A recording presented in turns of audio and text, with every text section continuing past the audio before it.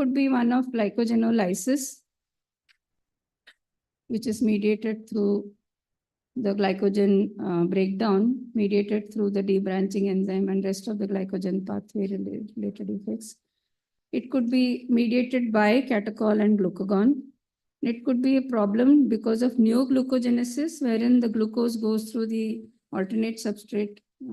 During this alternate substrate pathway, the lactate pyruvate goes and forms the glucose in the reverse. The neoglucogenesis, which is facilitated by catecholamine, glucagon, cortisol, GH, and TSH. Or there could be a problem in terms of glucose transporting into the cell and then bringing about the energy productions.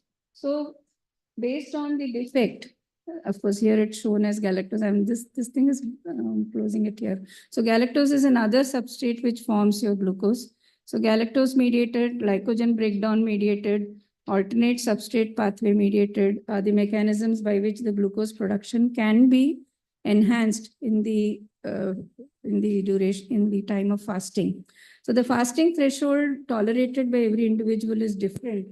So beyond 5 years of age, a threshold of about, I think, 36 hours is, 26 hours is possible. So based on the amount of tolerance to fasting, the level of abnormality in the glucose synthesis pathway can be thought of and judged.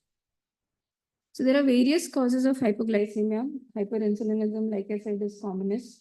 And of importance to us is the various endocrine disorders which can manifest in the newborn period.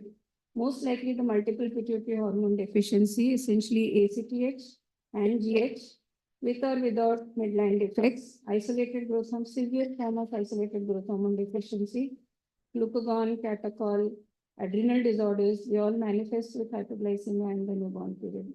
Of course, the major chunk overlap is also of the metabolic enzyme defects, especially the organic acidemias, the galactosemia, fructosemia spectrum, and the fatty acid oxidation defects are the three main metabolic disorders which we normally see manifesting as neonatal hypoglycemia. Glucose transporter manchosin by proxy, though less common in newborn period, does happen iatrogenically. That wouldn't be called manchosin by proxy. So when we look at the clinical clues to etiology, you see the size at birth. Look at the midline defects. Is there any prolonged physiological jaundice present? Any cholestasis present? Pigmented genitalia, atypical genitalia? Syndromic features in the form of Beckwith-Wiedemann, Kabuki, cataracts or intrauterine infections and galactosemias? Any particular odor of the urine or of the any particular characteristic odor when you come for rounds to the side of the baby, or perioral vesiculobullous eruptions which are common in methylmalonic acidemia. Some of the clues can be had based on these examination findings. But what you and I would be doing essentially is to look at refractory hypoglycemia, which is defined as a glucose requirement of more than 8 milligram per kg per minute. This number has come down from 12, which was taken as the cutoff. We know that the glucose infusion rate physiological is 4 to 6. So any baby needing more than 8 milligram per kg per minute or equal to 8 milligram per kg per minute has some glucose, underlying glucose regulation disorder and needs to be evaluated. Or if you have persistent recurrent hypoglycemia after 7 days of life, you would want to evaluate these children. So in our case, the RBS was 35. The ionic, like I mentioned, the sepsis screen was positive. Since this was a symptomatic hypoglycemia, the child received 2 ml per kg of 10% dextrose, and the GIR was gradually increased to up to 10 milligram per kg per minute based on monitoring. The monitoring of RBS further increased your GIR requirement to 15 milligram per kg per minute. What is important here is to send the critical sample, which means the sample should be collected during an episode of hypoglycemia. So what should be collected is an RBS, though you're diagnosing or suspecting hypoglycemia based on point of care machines. The random blood sugar has to be checked, serum as well as urine ketones, urine for non-glucose reducing substance, serum insulin, ammonia, bicarb electrolytes, and cortisol, of course, growth hormone, lactate, pyruvate, free fatty acid. These can be kept, lactate can be sent, and of course, pyruvate can be stored in the lab. And keep 2 ml of blood extra each in plain EDT and heparinized bulbs, and store 10 ml of urine whichever the baby passes soon after this event in deep freeze. Now with your cards, you may not need a lot of blood, but then it's a good practice to keep some extra blood stored if you wish to analyze any particular metabolite based on the initial assessment. So how do we approach a hypoglycemia? I always say that ketones are used by the newborn brain as alternate fuels. So dividing into ketotic and non-ketotic is not truly useful, but presence of ketones is definitely telling you that there is ketosis. So if you're having absent ketone, it can still be ketotic because ketone is used as an alternate substrate by the brain and may falsely show as negative. So, but when you have ketones negative, you're essentially looking at the acidosis and presence of reducing substance. And FIG is the normal mnemonic which people use, that is fatty acid oxidation defect, hyperinsulinism, and galactosemia, fructosemia. Is the possible differential? Are the differentials when you have non-ketotic urine reducing substance absent, it is fructosemia, hyperinsulinism, fatty acid oxidation defect. If it's present, you're talking of galactosemia. And this big spectrum is essentially what we look at is ketosis, acidosis, and then you look at the catabolic states, the accelerated starvation of children who are not thriving well, and then you have adrenal insufficiency as various causes of. This algorithm is a bit simplistic, but I guess can be used to approach the hypoglycemia in any age group, I think. So, so in this child, the critical sample revealed a simultaneous insulin of 18, which was inappropriately high for the level of RBS. The cortisol is expected to be suppressed in the presence of high insulin. The critical sample of cortisol should be more than 15 to say there is no cortisol deficiency. But this is inappropriately normal for the normal lab range, but also inappropriate for the degree of hypoglycemia, which can happen in the presence of hyperinsulinism. That doesn't mean that this child has hypocortisolism and hyperinsulinism. The ammonia also in this child was very high. The rest of the evaluation was negative. So we were dealing with hyperinsulinemic hypoglycemia with hyperammonemia as a possible problem. So when we speak of hyperinsulinism, there are pointers: a large baby with hepatomegaly, detectable insulin levels during hypoglycemia, and brisk rise of blood sugar to glucagon challenge, a delta rise of more than 30. Post-glucagon challenge tells you about the presence of insulin as the cause of your hypoglycemia. And there are various forms. It could be transient, like it happens in birth asphyxia, SGA babies, and sometimes in ABO-RH isoimmune states. Persistent is a rare disorder. It can be autosomal recessive, dominant, X-linked, and there are about 16 genes identified as disease-causing variants. It could be diffuse, it could be focal, could be diazoxide responsive or diazoxide unresponsive, and could be syndromic. So there are about 16 genes, like I said, of which ABCC8, KCNG11 happen to be the most common congenital forms of hyperinsulinism. Hyperinsulinism, hyperammonemia related disorders, the GLUD1 defect, the HIHA. So there are so many genes which are now, and more than these, which are now implicated in causing monogenic forms of congenital hyperinsulinism.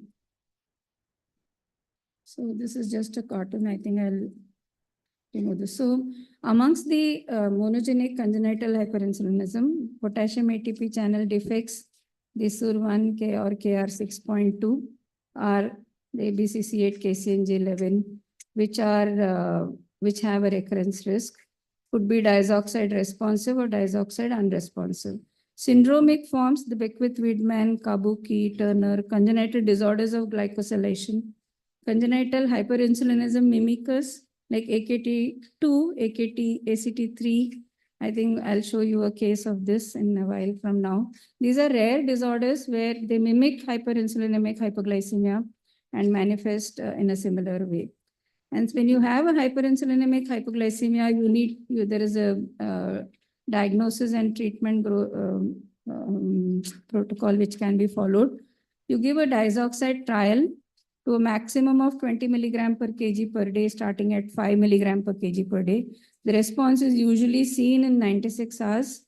So if it is responsive, maybe you go ahead and discharge the child either on diazoxide, or you assess for a fasting tolerance if you're suspecting a transient hyperinsulinism. If it's unresponsive, mutation analysis helps you differentiate whether it is a focal form or a diffuse form. And in a diffuse form, you may still use the newer medical therapies which is there, and near total pancreatectomy can be offered if other forms of treatment does not help us or not affording. But I think near total pancreatectomy should be given up as a modality of treatment in diffuse form. They can be nicely managed with medical therapy. So in a focal form, it's difficult to locate where is the focal lesion, and F-DOPA PET is not easily available across the country, and extended scan has its own limitations and does not always pick up a focal lesion. But if you're able to pick one up, then partial pancreatectomy can be offered. So when this baby comes, the goals in management is to do aggressive feeding, early, enteral, isodense, frequent. So when we say aggressive, we are trying to maintain the pre-feed sugar anywhere more than 70 milligram per DL, so as to prevent brain injury and facilitate intact neurodevelopmental outcome. Raw cornstarch can be added to the feed in an isodense manner. Sugar causes a spike and then a dip, so sometimes could be avoided. But the raw cornstarch, being an osmolar substance, takes its toll on the gut. Sometimes NEC can manifest. So we need to keep the feed isodense, frequent, enteral as far as possible. Medical management includes, first, like I said, use of diazoxide, octreotide, and long-acting somatostatin analogs like octreotide or lanreotide can be used. So a caution about the surgery. In this beautiful paper, though it is very old, which holds true even today, where they saw 105 children with diffuse forms of hyperinsulinemic hypoglycemia after a pancreatectomy. In 59% still had hypoglycemia requiring medical management, which resolved by 5 years. Hyperglycemia was seen in 53% immediately after surgery and 100% by 13 years of age. And the cumulative incidence of insulin-treated patients was 42% at 8 years and 91% at 14 years of age. So treating one disease, we are invariably giving them another one, which is very brittle and difficult to control. So use of long-acting octreotide has been one of the good ways, one of the better ways of managing these children is what I feel. And my center does not do pancreatectomy anymore. We've stopped doing pancreatectomy for the last 10 to 15 years at least. So in this child, this was diazoxide responsive, high ammonia. KIHA is diazoxide responsive form of hypoglycemia, the hyperinsulinism, hyperammonemia kind of a disorder. So to share the data of CHI at Vadia, amongst the persistent hypoglycemia, there were a few who were transient, and even the transient ones, the 10 of them out of, I think, 64, 10 of them needed diazoxide. In persistent forms, equal numbers were responsive to diazoxide or unresponsive to diazoxide.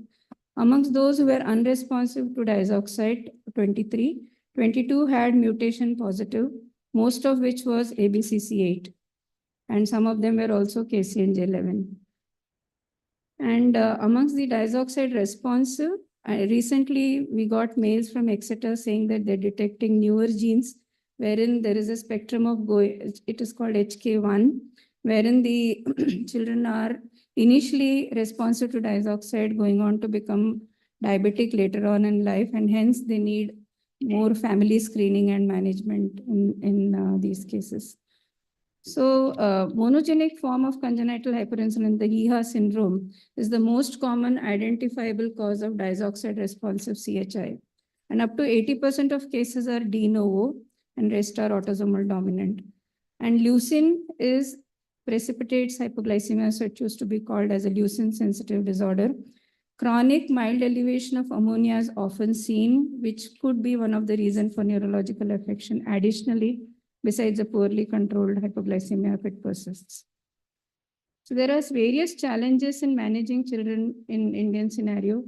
The diagnosis should be early to prevent neurodevelopmental sequelae.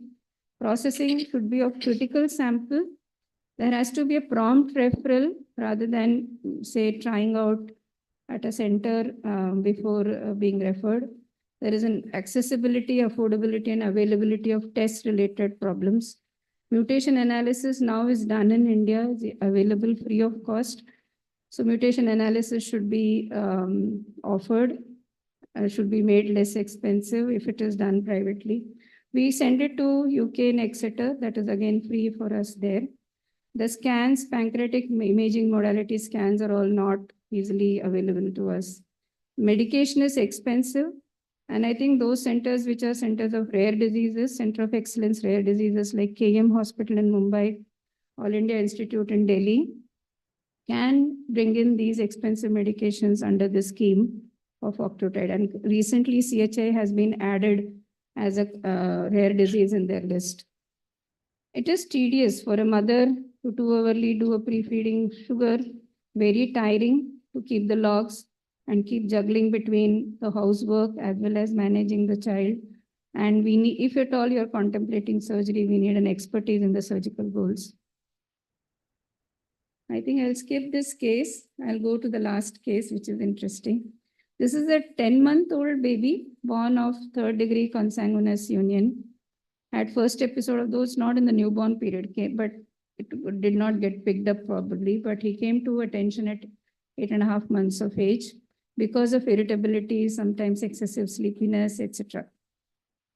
So in view of recurrent refractory, difficult to treat hypoglycemia, this child was referred to us. The child was otherwise gaining weight and born at term 2.7 kilos, uneventful antenatal and perinatal period. So from 8.5 months to 10 months, there was an ongoing treatment in an outside endocrine center for control of the sugar. So when we received the baby, this is how the baby looked. There was subtle dysmorphism. Some hypertrichosis because of the drug diazoxide that was going on. There was some limb asymmetry. The right limb, lower limb looked slightly bulkier and longer than the left limb. So rest of the systemic examination and general examination was normal. This child was growing good, both in terms of head circumference, weight, as well as the length. The head circumference was slightly at the minus 3.11 SD. Rest was all right. So this in the outside unit, the child was investigated by glucagon challenge, which showed a good delta rise. Baseline sugar from 22 rose up to 61. And the critical sample showed slightly normal kind of range of ketones. Insulin was suppressed, lactate was high, cortisol was normal, ammonia was normal. They did a TMS, GCMS also, which was normal. So this child was treated as a hyperinsulinemic hypoglycemia, was given a high GDR, glucagon infusion, diazoxide, subcutaneous octreotide, hydrocort, so on and so forth, with poor response. That's when we got the child. And during our evaluation, the RBS with an RBS of 33, the insulin was less than 0.4. Again, the glucagon challenge showed a good delta rise of 53 at 30 minutes. The cortisol was appropriate. There was some abnormal carnitine, etc., which is known when you're giving high doses of glucose as form of a treatment for these hyperinsulinemic children, of these hypoglycemic children. So we had a hypoketotic, hypoinsulinemic, normal free fatty acid, positive glucagon challenge, and low carnitine level as our working problems. So we again treated this child with high doses of IV glucose infusion. The IV was always a problem. He was under treatment for nearly 2.5 months on peripheral line. We initiated the feeds. We struggled with the kind of feed which could maintain his sugar. I even tried maltodextrin to have some brisk response in view of the hypoglycemia the child was having. Added cornstarch, sugar, went up to a maximum dose of octreotide as well as diazoxide, glucagon, etc. Nothing seemed to work. So we tried to put this child on continuous RT infusion of feeds, which included milk, some banana shake. This was guided by our dietitian. And he was on subcutaneous 4-hourly dose of 40 microgram per kg per day of octreotide, the short-acting octreotide. So with this, the glucose, the sugar started continuing to be maintained slightly, and the number of hypoglycemias reduced. So this child was discharged on a continuous RT feed with an infusion pump, was given octreotide 40 micrograms per kg per day 4-hourly, and glucagon SOS. The parents were taught about all this. And this child came from another state, and the treating pediatric endocrine and the pediatricians were all in the loop in home care management. So this child had hypoinsulinic, hypoketotic hypoglycemia with normal free fatty acid, positive glucagon challenge, possibly a CHI mimic, which is AKT2 or P1 PI3K mutation. So this is a AKT2 serine threonine kinase complex signal transduction protein, which has a role in causing insulin signal transduction. It's a post signaling pathway abnormality because of an activating mutation. So these children do not have detectable levels of insulin despite classical signs of high hypoglycemia, which mimics like a hyperinsulinemic hypoglycemia. And there have been multiple studies essentially coming from the Middle East, wherein these are the three or four cases which have been described in literature, presenting somewhere from 7 months to 3 years of age, who had some subtle dysmorphism in the form of limb asymmetry overgrowth, onset of hypoglycemia very early, neonatal 1 to 2 months of age, and all of them had suppressed insulin, low ketones, normal free fatty acids, and they were treated only with enriched feeds, and some of them did respond to all this, and some of them reverted as well. This is how our child was when he was discharged with a continuous infusion pump. They devised a method of giving him continuous infusion pump at home. And even today, he's not on continuous infusion pump, but he does get RT feeds, bolus feeds, carbohydrate rich. He seems to be developing some degree of insulin. The sensitivity of insulin seems to be decreasing, and hence the feeding gaps are, meaning he's able to have a bit of independent mobility without that machine. So just to summarize, refractory hypoglycemia is rare. Hyperinsulinism is the most common cause of refractory hypoglycemia, and critical sample collection and systematic approach is essential for accurate diagnosis. Aggressive enteral feeding, medical therapy is useful in many cases of CHI. And other etiological causes need specific therapy depending on the cause. Thank you. This is the picture of our CHIs who are there. This is an old one. I couldn't get a recent one. I think this is at least 4 years old. But the number of children who are on long-acting octreotide and having good outcome, some of them are outgrowing the need for the octreotide. There is a concept, I believe it's a concept of apoptosis, and my senior colleagues believe it could be a kind of insulin resistance which they may be developing. So we need to know, we need to see how they behave as young adults and into adulthood. So thank you.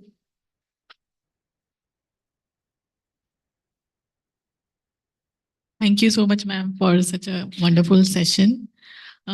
Can we have questions, right? Or we can have questions?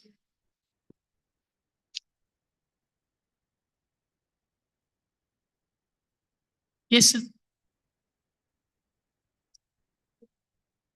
Recently, we had a preterm neonate with hyperinsulinemic hypoglycemia. The cortisol was 0.8 in the critical sample, ma'am, and insulin was 13 with an RBS of 32. Actually, coming from a medicine background, we don't have that much pediatric knowledge. I just would ask, should in such low cortisol, should we give a replacement dose or cover of hydrocortisone too? In preterms, I think my neonatology colleagues can correct me. There is something called RAIN, which is called transient, meaning what is it called? Adrenal insufficiency of newborn, relative adrenal insufficiency of newborn, the short form being RAIN, which is seen in preterm babies. So it could be a normal relative lower kind of cortisol. If you had this child on a catechol dependent shock, or you had a hypoglycemia which was refractory, or you had any other features of midline defects, and you had, say, associated hypothyroidism, then maybe I would look at this cortisol as important. Otherwise, you treat that hyperinsulinism, do the cortisol serial levels, maybe it may come up, and do it, though there is no diurnal rhythm, it's still okay to do an 8 a.m. cortisol rather than, unless this was during critical sample, still you would like to do it again and then see what is happening with the cortisol. Okay, thank you.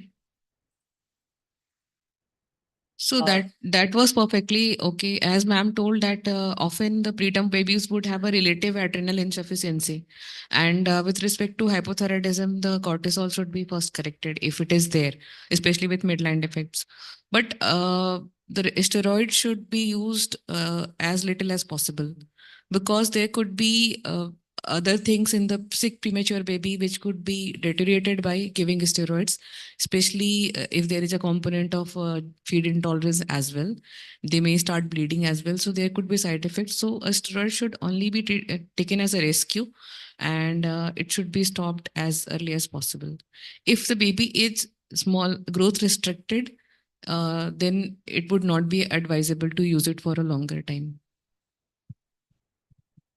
Yeah, thank you so much for the wonderful talk, man. I'm especially thankful for presenting that last CHI mimic. I mean, being from both the adult and pediatric background, I just got a wild thought, but because we typically see the breast cancer patients using PA3K inhibitors coming to us with hyperglycemia, actually. So would that kind of drugs be a possible help in these patients? I don't have a direct answer for that. People do speak of growth hormone being useful to improve the insulin sensitivity, but that is also not a approved kind of or present in the literature kind of treatment. These are all hypotheses, possibly, but if it is self-limiting with feeding and all that, we were told to give sirolimus, but we did not yet get the opportunity. Octreotide or sirolimus, all these things work at the level of insulin. Yeah, insulin. So, but correct. here It's actually insulin itself is zero. So we have to address at the next level of signaling. So maybe in the next case we will see. yes. I don't know right now. Thank you. I don't have a literature to also. No, just a thought. I don't think there's any case report, but just a thought process, because since you implicated PA3K pathway, so I just thought that can we oppose that pathway and get the result? Thank you. Any more question? Just a quick question, please. Thank you for the talk, ma'am. I just wanted to ask for the cases which are sort of diazoxide partial responsive and have come out to be mutation negative. So do we still go ahead with the fluorodopa PET to find out a focal lesion? Diazoxide responsive. Some partial responsivity Diazoxide partial responsive. and mutation negative. What do you mean by partial? As in you've given your 20 milligram and the sugar yes, is not maintaining. Is But not he's responsive. occasionally having hypos. So, Other than see, when you have occasional hypos, I'm not able to see you. Pardon me from talking behind this. When you have it occasionally coming low, you can always improve it with good feed, augmenting your carb intake, and say give a slow release carb, etc. Intermittently hypo, you give your diazoxide, maybe divide the doses, see the way it is being given, look at compliance. So diazoxide responsive is responsive. Intermittent If it's happening once in 3-4 days, then it's not non-responsive. So it has to be more to do with your diet and feeding and all that. Thank you.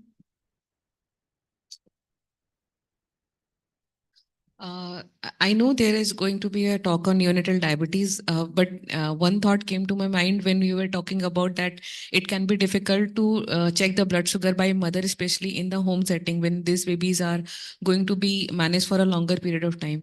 So would continuous glucose monitoring devices would help in such cases, and how practical it would be, especially in younger age? Yeah, it is helpful. It is helpful, but the errors and deviations and dispersions are higher with CGMS, the recent models that we have.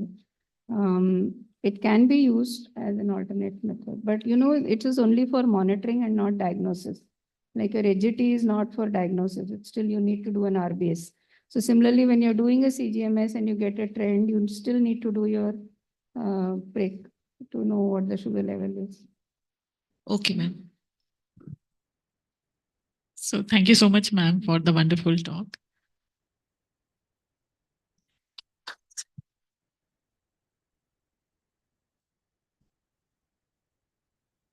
So our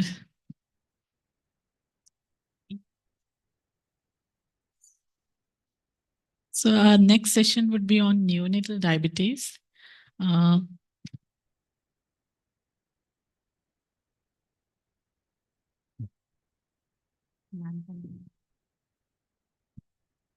And for delivering the talk, I would like to invite Dr. Vandana Jain, ma'am, who is professor and in charge of Division of Pediatric Endocrinology and coordinator of DM Pediatric Endocrinology program at Department of Pediatrics, All India Institute of Medical Sciences, Delhi.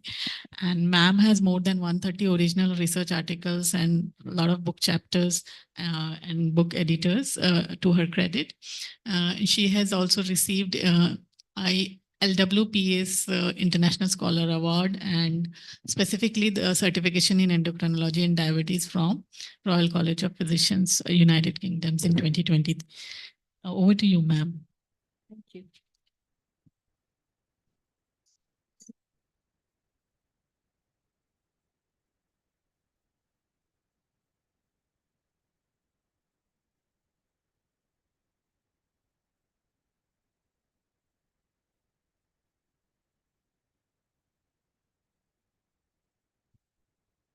A very good morning, everybody, and thank you, Chairperson, for the kind introduction. So I'll be talking on neonatal diabetes. So what exactly is neonatal diabetes? And what do you think, what percentage of neonatal diabetes actually presents in neonatal age group? That is the first 4 weeks. Any idea? So you know that there are two main types, transient and permanent. So transient would more often present in neonatal age group, but after permanent, probably just about 1/4 would present in neonatal age group. So this is actually probably monogenic diabetes of infancy, may be a better name for it. It's a constellation of rare single gene defect disorders that present with hyperglycemia and insulin deficiency, typically in the first 6 months. So majority of babies who present with diabetes in the first 6 months would have neonatal diabetes, but they can also present between 6 to 12 months and sometimes beyond first year as well. So it's a relatively rare condition. Incidence is about 1 in 90,000 live births. We saw our first case in 2009. It was a compound heterozygous ABCC8 mutation, and we were successfully able to transition him to glibenclamide. The child is now 15 years old. So some of the milestones in neonatal diabetes mellitus is this condition was first described in 1995. So it's actually been less than 30 years since this entity of diabetes, which is distinct from type 1 in children, was identified. And the first gene to be implicated was the PDX1 gene, which leads to pancreatic dysgenesis. And then in 2004 and 2006, these two genes, KCNJ11 and ABCC8 genes, which actually encode for the KIR 6.2 and the SUR subunit of the potassium channel, ATP sensitive potassium channel. And these two types of genes, when they are implicated, then the patient can be actually switched over to sulfonylurea. So these were described in these years. And now we know that mutations in more than 30 different genes are implicated. They may cause either some defect in pancreas development or in insulin secretion. So these defects can act via abnormal development of pancreas. So these are typically genes that encode for various transcription factors. And some of them may only have pancreatic dysgenesis as the main component, but some may be affected with other developmental abnormalities or syndromic presentations. For example, PTF1A, it can affect cerebellar neurogenesis. GATA6, we know it has cardiac structural abnormalities are implicated. With GLIS3, there is hypothyroidism also as one of the components and other presentations. When the pancreas development is affected, then you know that there would be exocrine as well as endocrine manifestations. So many of these babies would also have malabsorptive diarrhea. So the second type would be decreased beta cell mass secondary to endoplasmic reticulum stress, leading to increased apoptosis. And here the most important one is INS gene mutation. So INS gene, typically the mutations are inherited in a dominant manner. And these lead to synthesis of a misfolded preproinsulin, which leads to destruction, increased apoptosis of the cell. So insulin gene mutation rarely can be homozygous also. And in homozygous form, it leads to decreased synthesis of insulin. So that comes here in the beta cell dysfunction, homozygous. But more common is the heterozygous or the dominant form, which leads to ER stress. The other important ones which work through ER stress are the IF2AK3 gene and the WFS1 gene. And beta cell dysfunction, we know most important are the genes that affect the ATP sensitive potassium channel. Apart from that, GCK, GLUT2 and SLC19A2 are some of the other important genes. So we can see some of these things in this diagram where we are seeing the insulin secretion by pancreatic beta cell, how it works. So in the resting state, this potassium channel it's a leaky channel. Continuously potassium is going out of the cell, and that is responsible for maintaining the cell in a normal polarized state. So when glucose enters in the fed state through the GLUT2 channel and then is metabolized, where GCK is an important enzyme we all know. And then once ATP is produced, then this ATP leads to closure of the channel.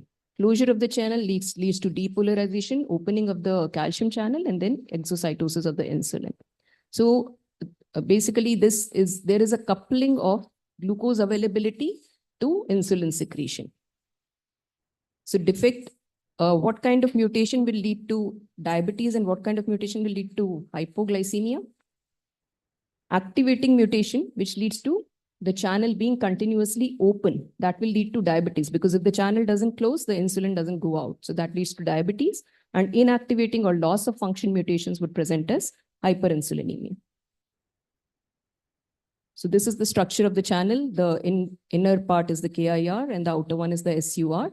And how do sulfonyl ureas act? They inhibit the SUR1 part of this channel, and therefore they would lead to closure of the channel and insulin can go out. So coming to etiology, this is a very interesting paper by DeFranco et al., which was published in 2015. So prior to that, what we all used to do was that the genetic testing would be it would be a staged procedure. So if we are thinking of transient one, then we'll just go for 6q24. If we are thinking of a permanent diabetes, we will first look at KCNJ11 and ABCC8 genes because they have implications for treatment, and then typically insulin gene or maybe one or two more genes. But DeFranco et al. From Exeter, so in 2015, they suggested that one should just do NGS for all genes in one go. So what they found in their data was that in the non-consanguineous cohorts, approximately 45% have mutations in the potassium channel genes. Whereas in the consanguineous cohorts, they comprise only about 12%. In consanguineous cohorts, IF2AK3 is the commonest. GCK also constitutes a good percentage. So if suppose, when would you suspect GCK mutation as the cause for diabetes in a baby? So if you're seeing a baby from a consanguineous family, and if both parents have mild hyperglycemia. So if you do a test and you find mild hyperglycemia, or the mother gives you a history that during pregnancy she had GDM, so this would be a case where you would suspect. So let me just give you a case. A 1-month-old baby is brought with concern of decreased urine output, lethargy for the last 1 week or so. He was born to a young primary mother at full term. Birth weight was around 3 kilos. He is exclusively breastfed. He's noted to have severe dehydration. He has actually lost weight since birth. His current weight is only 2 kilos. Birth weight was 3 kilos. Sodium is 178 and random blood sugar is 450 milligram per deciliter. So is it neonatal diabetes? What do you think? How many think it is diabetes? How many think it's unlikely to be diabetes? Diabetes? No. So it's unlikely to be diabetes, right? Because it is what? It is hypernatremia, then stress, increased counter-regulatory hormones. So it's a common scenario which we see that hypernatremia with hyperglycemia in a baby with dehydration because of poor faulty feeding in a young primary mother who has not been given lactation counseling. Okay, another case, case 2. This is a case that we saw very recently. A 6-month-old girl presented to our casualty with fever for 5 days, loose stools and fast breathing for 1 day. And before coming to us, she had gone to a private hospital where hemoglobin was noted to be 2 grams per deciliter. With high RBS, she was transfused and then referred to us. This baby was a full-term baby with a birth weight of 3.5 kilos, first offspring of second-degree consanguineous couple. Current weight was at minus 2.5 SDS, length was at minus 1 SDS. When she came to us, sugar was 797 with ketoacidosis. So she had high ketones, pH of 7, bicarb of 4.9. With treatment, the ketosis resolved, but she developed hypernatremia and hyperchloremia with metabolic acidosis. She again developed anemia and thrombocytopenia requiring transfusions during treatment. So what are we thinking of? Any ideas? What? Sorry? Hymen responsive. Very interesting. Yes. So it did turn out to be hymen responsive, but how did we come to that diagnosis? What was the clue?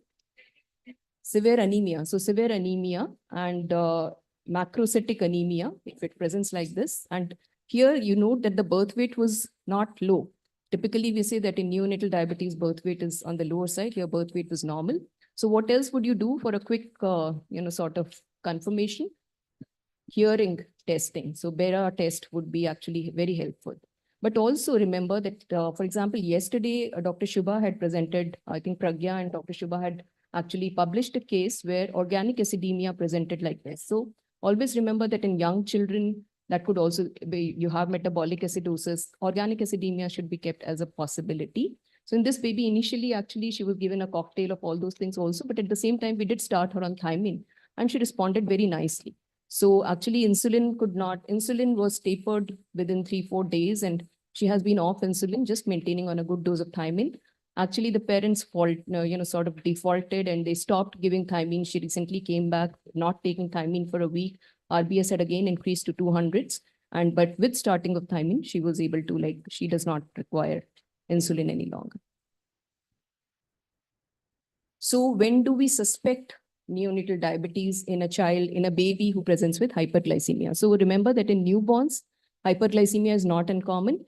It can happen in sick, preterm, low birth weight newborns due to sepsis, dehydration, other stressors like hypoxia, surgery due to counter-regulatory hormones. Also iatrogenic, high GIR, which is often required in babies who are on TPN due to medications like steroids, beta agonists, caffeine, and even phenytoin.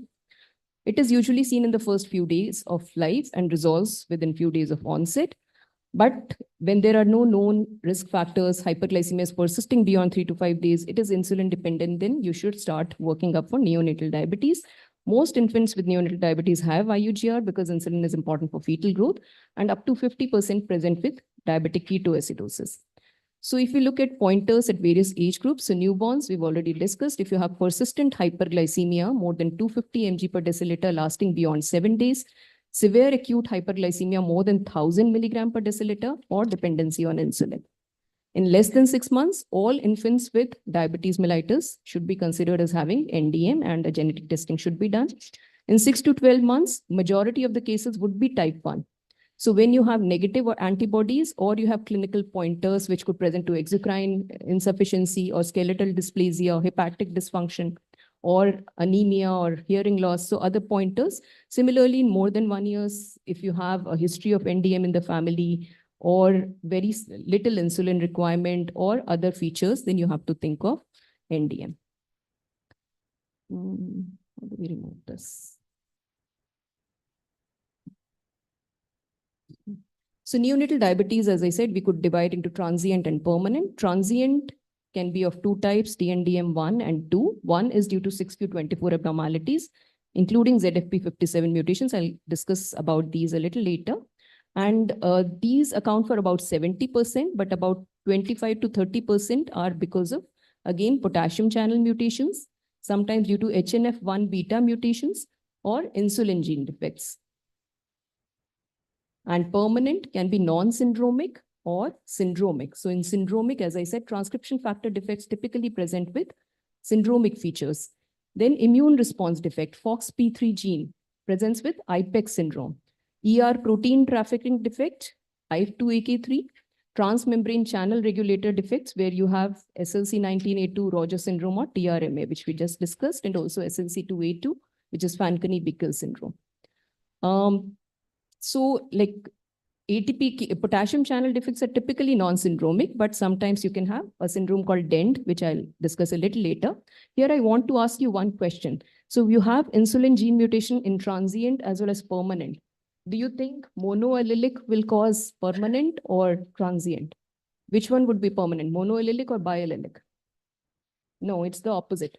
So it's interesting actually that biallelic forms, actually homozygous forms, cause transient neonatal diabetes more often. They are less common. More common are heterozygous, but heterozygous are the one which provide this misfolded protein. So they lead to ER stress and ultimately destruction of the pancreas. So they cause permanent neonatal diabetes. So some of the syndromes, I think one of the most important syndromes that we should all be aware in India, especially because we have a relatively high frequency, it's seen in consanguineous cohorts. It's Walcott-Rallison syndrome. IF2AK3 is the gene and it is recessively inherited. Typically, the onset is around 3 months, but can present as late as up to 2nd year of life. So sometimes older children present with this. It carries a relatively poor prognosis. Unfortunately, like out of 4 children that I have seen, 3 could not survive beyond 3 to 4 years. They present with episodic liver failure, which can actually be very severe. They have pancreatic exocrine insufficiency, neutropenia, recurrent infections, very severe infections. They also sometimes have renal dysfunction. They have skeletal dysplasia, typically with an onset after 18 to 24 months, which is a spondyloepiphyseal kind of dysplasia. Another one is Fanconi-Bickel syndrome. So Fanconi-Bickel is typically proximal renal tubular acidosis, right? So, but some of them also have a transient form of neonatal diabetes. They have hepatomegaly, rickets, IPEX. It is immune dysregulation, polyendocrinopathy, enteropathy, X-linked. So only seen in boys, can present at birth, suspect when there is diarrhea, dermatitis, and TRMA, which we just discussed, Rogers syndrome. Again, it is an recessively inherited condition due to mutations in SLC19A2 gene. Onset can be between infancy to adolescence. So we have seen a total of 4 patients with TRMA, and this was the youngest. So my own impression was that it is typically seen beyond 1st year of life, but yes, it can be seen as early as 2 to 3 months of age also, but can present quite late. And they have other additional features like thrombocytopenia, neurological defects, many of them present with stroke, cardiac and optic involvement may also be there. So this is a very useful picture, and I give the credit to Dr. Hemchand Prasad, who has contributed a chapter in our book, and this picture is from there. So these are basically clues to etiology. When you examine a child, you can have clues to etiology. So like neurological manifestations, cerebellar signs, we discussed neuro D1, epilepsy and developmental delay, DENT, macroglossia, transient neonatal diabetes. So macroglossia, umbilical hernia, these two are often seen in 6q24 abnormalities. Skeletal dysplasia, IF2AK3, cardiac, we discussed GATA4, autoimmune thyroid dysfunction, FOXP3, hearing defects, SLC19A2, Wolfram syndrome, and so on. So in our case 1, I think we have already discussed, but would also like to review show you the review of literature. So what do all patients respond to thiamine? So this was a paper published in 2018 where they reported the response to thiamine for diabetes in 15 children. Overall, this series constituted about 33 patients, but they mentioned about the response to diabetes only in these 15, but all had hematological response. So anemia, thrombocytopenia, those things completely resolved with giving thiamine. Diabetes, it depends on the age it's starting. So earlier the age, the greater is the response, and probably diabetes may not occur at all, or it may occur during periods of acute stress. And the dose is 25 to 150 mg per day, and typically most patients are okay with around 75 to 100. But please, you have to ensure that the patient continues to take it. If they think everything is well, they may actually land up with decay.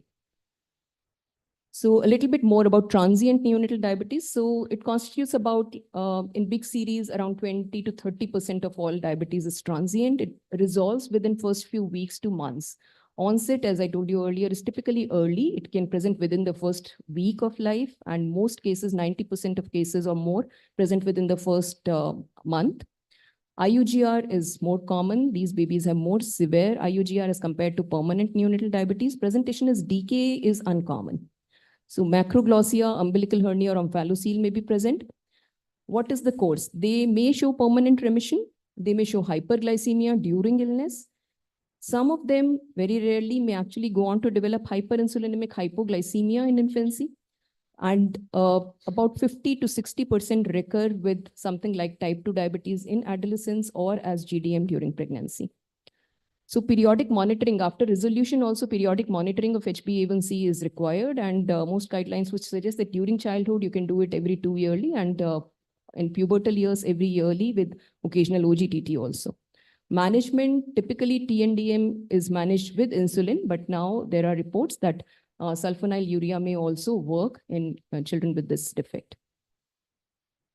What is the molecular defect? It's interesting. So a little bit about this. So it is a 6q24 defect. Typically, there are a paternal and the maternal allele. In the maternal allele, these two genes, PLAG-L1 and HIMI. So these are imprinted. So these are not expressed. So only a single copy from the father is expressed. And there are 3 major types of defects that can happen. So one is uniparental disomy, where both the father's alleles are expressed. Or there can be paternal duplication. So, or there could be loss of methylation in the mother's allele. So these are the causes how this can, and how exactly these genes work, how they cause, decreased insulin secretion. This is not very clear, but loss of methylation is the most important thing. And what would be the inheritance pattern? That is interesting. So what do you think would be the inheritance pattern if it is UPD? If one baby has 6q24 transient neonatal diabetes due to uniparental disomy, what is the risk in the next pregnancy? It is very low because it's a very chance kind of chance mutation or chance error that has happened. Similarly, if it is loss of maternal methylation, that is also a chance error. So the risk of having another offspring with a similar defect is very low. But if it is paternal duplication, then the father has the duplication. Father is likely to pass it to 50% of his offspring. But okay, suppose this father has a newborn girl child and that girl has diabetes. So would that girl pass it to her child? That girl wouldn't pass. Why? Because she's the maternal contributor. So her allele would be silenced. So that is interesting in this. Then there is a gene called ZFP57. In fact, we have seen a baby with transient neonatal diabetes due to homozygous ZFP57 mutation. So this is autosomal recessive inheritance, and it causes, in general, loss of methylation for several genes if the mutation is present. So in permanent neonatal diabetes, lifelong treatment is required. Typically, their mean birth weight is between 10th to 25th centile, approximately 30% present around 3 to 4 weeks, and about 65% between 1 to 6 months of age. And about 40% of mutations are caused by KCNJ11 or ABCC8 mutations. So DEND, how common is DEND? So some large studies with long follow-up, they suggest that some neurological abnormality in the form of dyslexia, mild cognitive disabilities, ADHD, they are present in as many as 80 to 100% of patients with ABCC8 or KCNJ11, especially with KCNJ11 mutations. But severe cases with DEND is fortunately rare. And again, there is evidence to suggest that with sulfonylurea treatment, the neurological outcomes are better as compared to what used to happen with insulin. So another case, a 1-month-old female infant was born at term to non-consanguineous couple. There was an antenatal history of oligohydramnios with IUGR. Birth weight was low. She first presented to a hospital at Ranchi with fever, fast breathing, and increased urine output. And on investigation, she had diabetes with acidosis. She was managed appropriately, started on regular insulin, referred to us. So when she came to us at 2 months, her weight was 3.1 kilo, A1C was 7.8%. Now how does A1C help? Does A1C help in making a diagnosis of neonatal diabetes in children below 6 months? If it is high, it is helpful, but it may be low because we know that fetal hemoglobin is there. So A1 may be low. So that is why, but if it is high, it is useful. Otherwise, you could use other markers like fructosamine. So her investigations, which included ultrasound abdomen to see the pancreas, they were normal, thyroid function was normal. She was, we sent a mutation to Exeter and we found that she has a heterozygous KCNJ11 missense mutation. So remember that the activating mutations of the potassium channel, they are always monoallelic. They are monoallelic, they're not recessive. So typically you won't have any family history.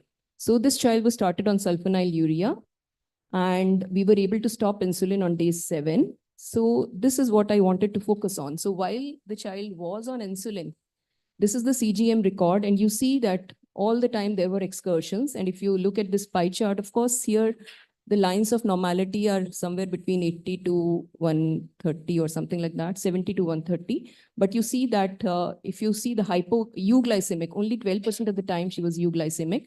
And after switch over to sulfonylurea, this is what you see. So sulfonylurea is really very, very physiological treatment for those who are responsive to it.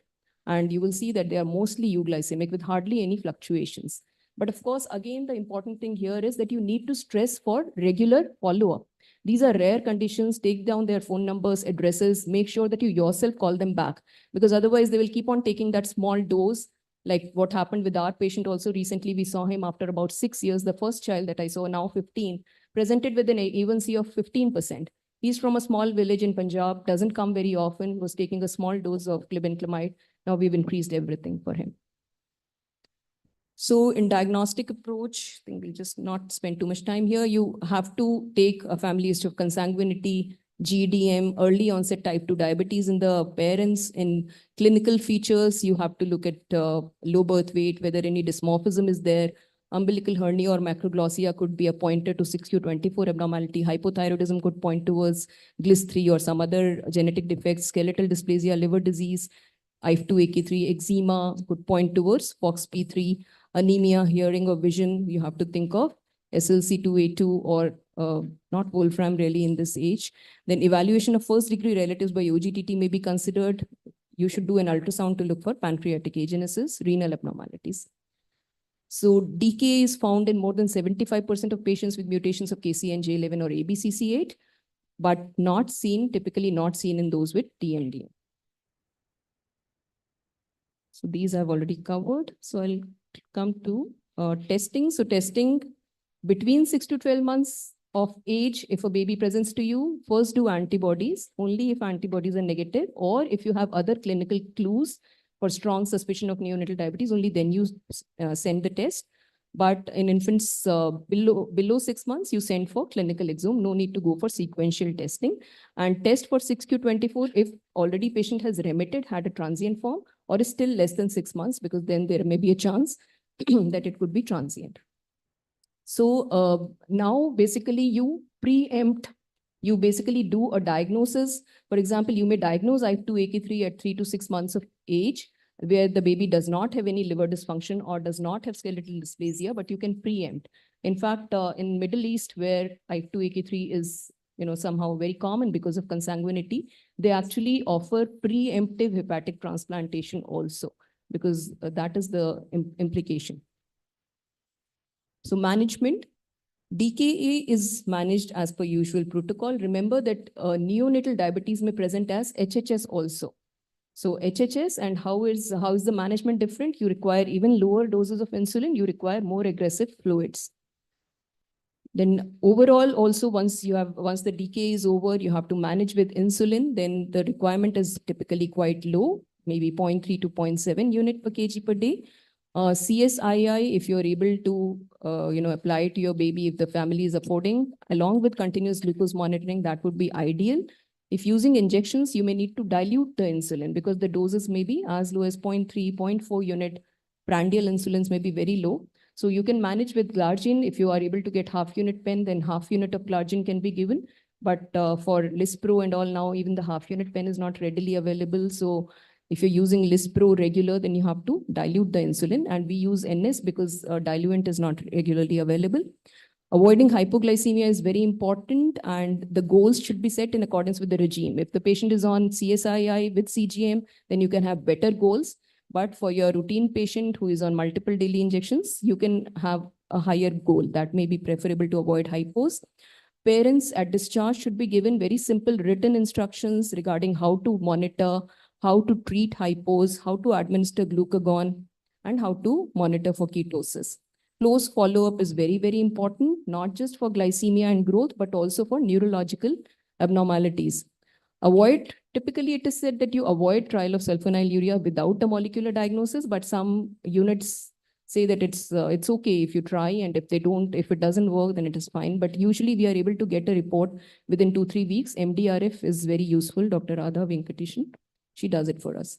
So for sulfonylureas, you typically, if only in patients with KCNJ11 or ABCC8, or even in 6q24. You start with glibenclamide, which is started at 0.1 mg per kg per dose BD. And then it is titrated upwards. You can go as high as 1.5 mg per kg per day. Some reports even up to 3 mg per kg per day have been given, but typically most patients would respond by 1 to 1.5. And with parallel reduction in insulin, you can do it as inpatient or outpatient. Typically, you do it over 5 to 7 days. And yeah, this I've already mentioned. There can be some adverse effects of sulfonylureas like diarrhea, anemia, and leukopenia, but these are all rare.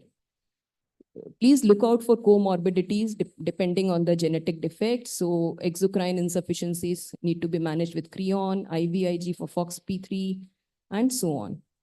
Oral thymine, as I already told you, with SLC 1982. So coming to the summary of my talk, so diabetes that presents before 6 months of age is most often monogenic. In children between 6 to 12 months or more than 12 months, if there are syndromic features, history of IUGR, absent antibodies, then you have to think of NDM. Transient neonatal diabetes is most often caused by 6q24 abnormalities, presents within the first week with severe IUGR, typically resolves by few months, but a majority relapse after puberty, but they may relapse at as early as 4 years of age also. So maintain follow-up. I think I can't stress this enough. You have to maintain a follow-up. This is a relatively rare condition. You have to maintain a good follow-up. Like our own data, I have seen in my last 19 years of working as faculty at teams, I have seen about 21 patients with neonatal diabetes. We had reported in one paper 11 patients in 2017. After that, I have seen 10 more. So it's relatively rare condition. So all of these patients actually require good follow-up. So genetic testing should be done in all, and in all children, manage closely, follow closely. This was our experience that I mentioned. In the one that we reported, 11 children, of which 8 had permanent neonatal diabetes. Birth weight was typically low. We identified mutations in 7 children, of which 3 had KCNJ11, 1 had ABCC8 mutations. They were switched to sulfonylureas. 2 infants had mutations in ENS gene, and these were permanent diabetes, and both continue to require insulin. And 1 had ZFP57, which was a very interesting case because this family actually themselves noticed polyuria within first 4 days of life and presented to us. And they had lost a previous baby. It was a consanguineous family. They had lost a previous baby with hyperglycemia at 3 weeks of age. So that is why they presented early. Yeah. Thank you.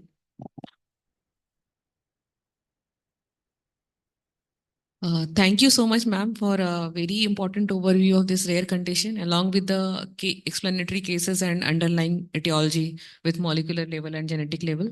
So we can have a couple of questions.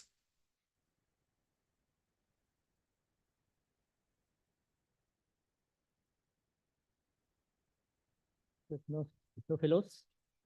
No questions from fellows? Okay. Ma'am, thank you so much for this wonderful talk. But we always struggle to get the genetic testing for TND. So are you aware of any centers who are doing genetics for TND in particular?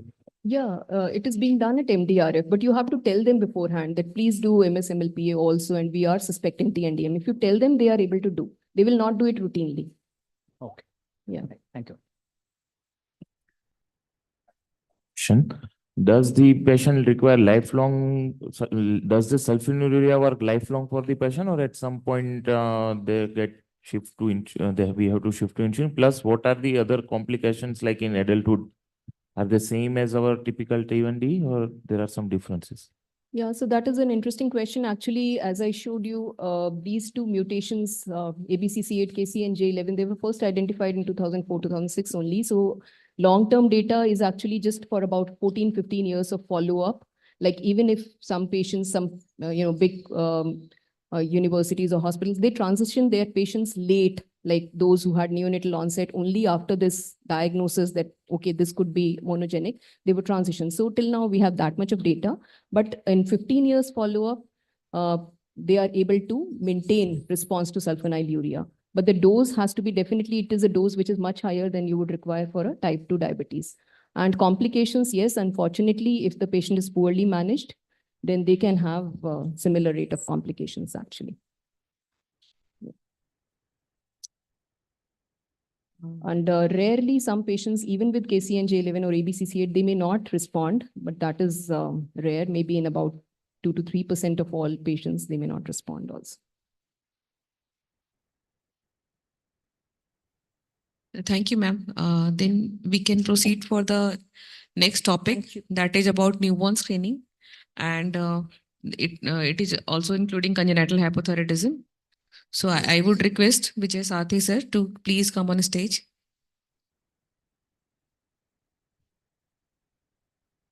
Sir is MD pediatrics, so his primary area of interest is pediatric, and then followed by specialization in endocrinology.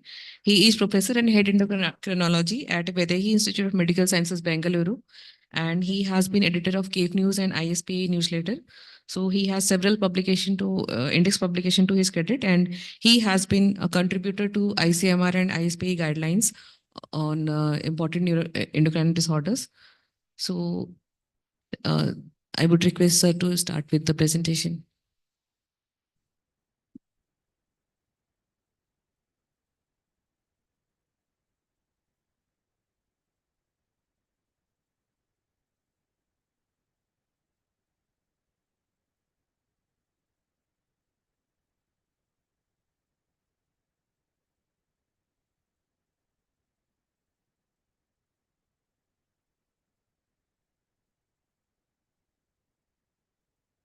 So very good morning. Thank you, chairpersons, for the kind introduction. Let me declare before I start, this is not my hardcore area. So if any hard questions, I will pass it on to Sudha ma'am. She's the one who is doing a good job there. This is about screening and management of congenital hypothyroidism. So a 2-year-old girl presented with constipation for 3 months at the age of 2. She also had delayed motor and language milestones. She was short, weight was appropriate. She had a depressed nasal bridge, puffy faces, forehead hypertrichosis, but no gout. So the diagnosis, I'm sure all of you know about it. So it's confirmed on thyroid functions. She was diagnosed to be a case of congenital hypothyroidism. So technetium thyroid scan revealed it to be an ectopic thyroid. So 3 months later, patient came back to us. She had grown almost around 4 centimeters, very good growth. She had reduced the weight by 1 kilo. And her puffy faces has disappeared. But the question comes here is that, have we done the perfect job for this patient? So if you look at her IQ at 8 years of age, it's only around 55. So what went wrong? So what could have been done? So basically it is the late diagnosis, So if at all, if we have to prevent the late diagnosis, what is the option we have? That is the newborn screening. So if you look at the thyroid physiology in diabetes, it's important at all stages of fetal life for neurological development. And in fact, in the first trimester, maternal thyroid hormones is the only fetal source. Whereas even if the fetus is having hypothyroidism, during the fetal life, still the maternal hormone levels are maintained. They are sufficient enough to prevent the consequences of fetal hypothyroidism.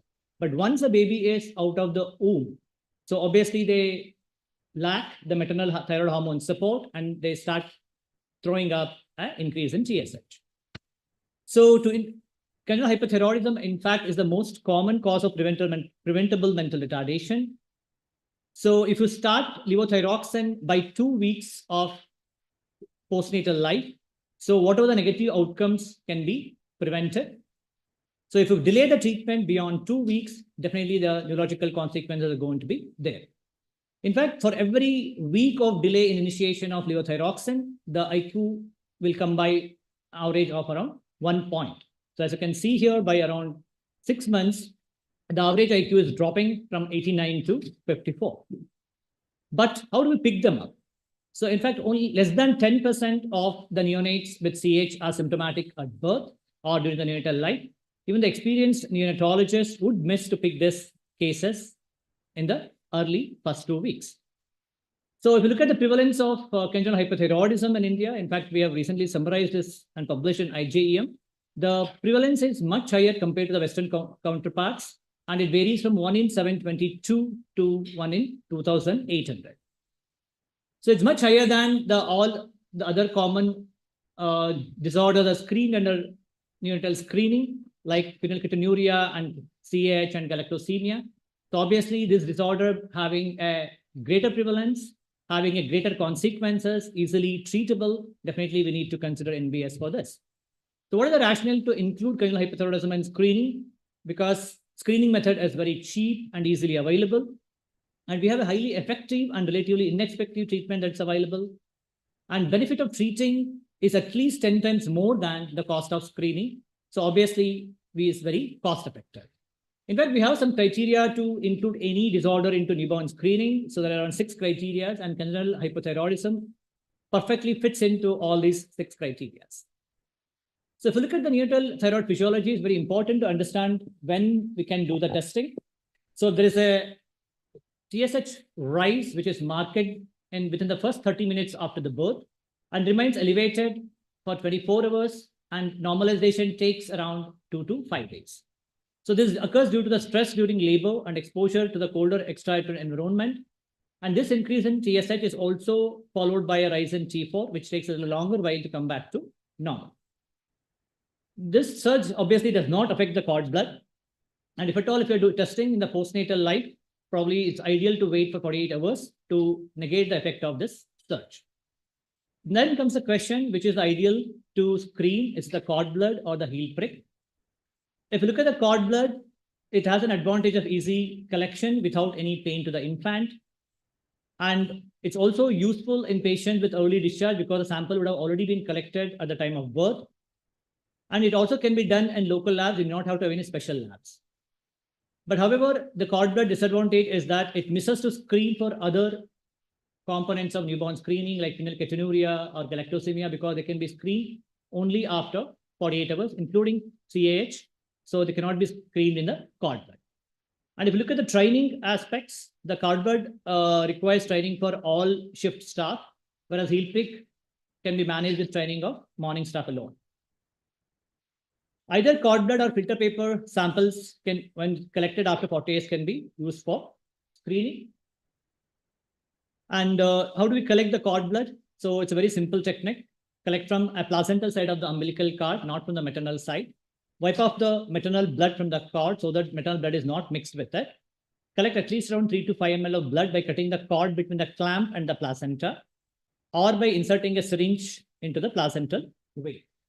So once you collect the sample, you have to store it at 4 degrees centigrade unless you are immediately shifting it to the lab, and ensure that the sample is shifted to lab within 24 hours so that we get the quick result.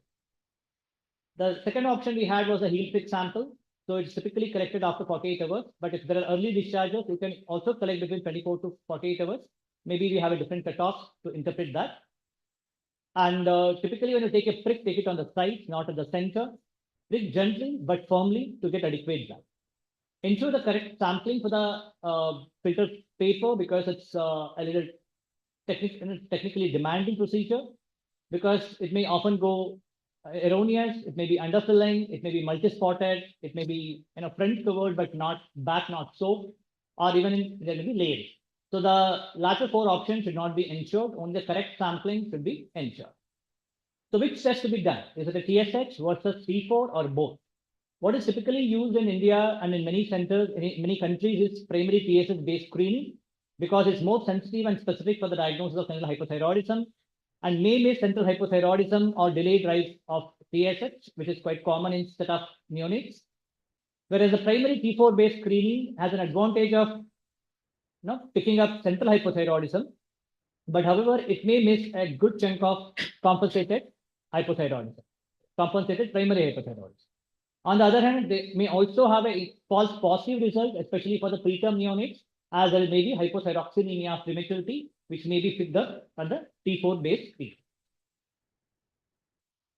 So again, one caution is that probably if the lab you're directly giving a unit to you, so sometimes they may report the units in whole blood units.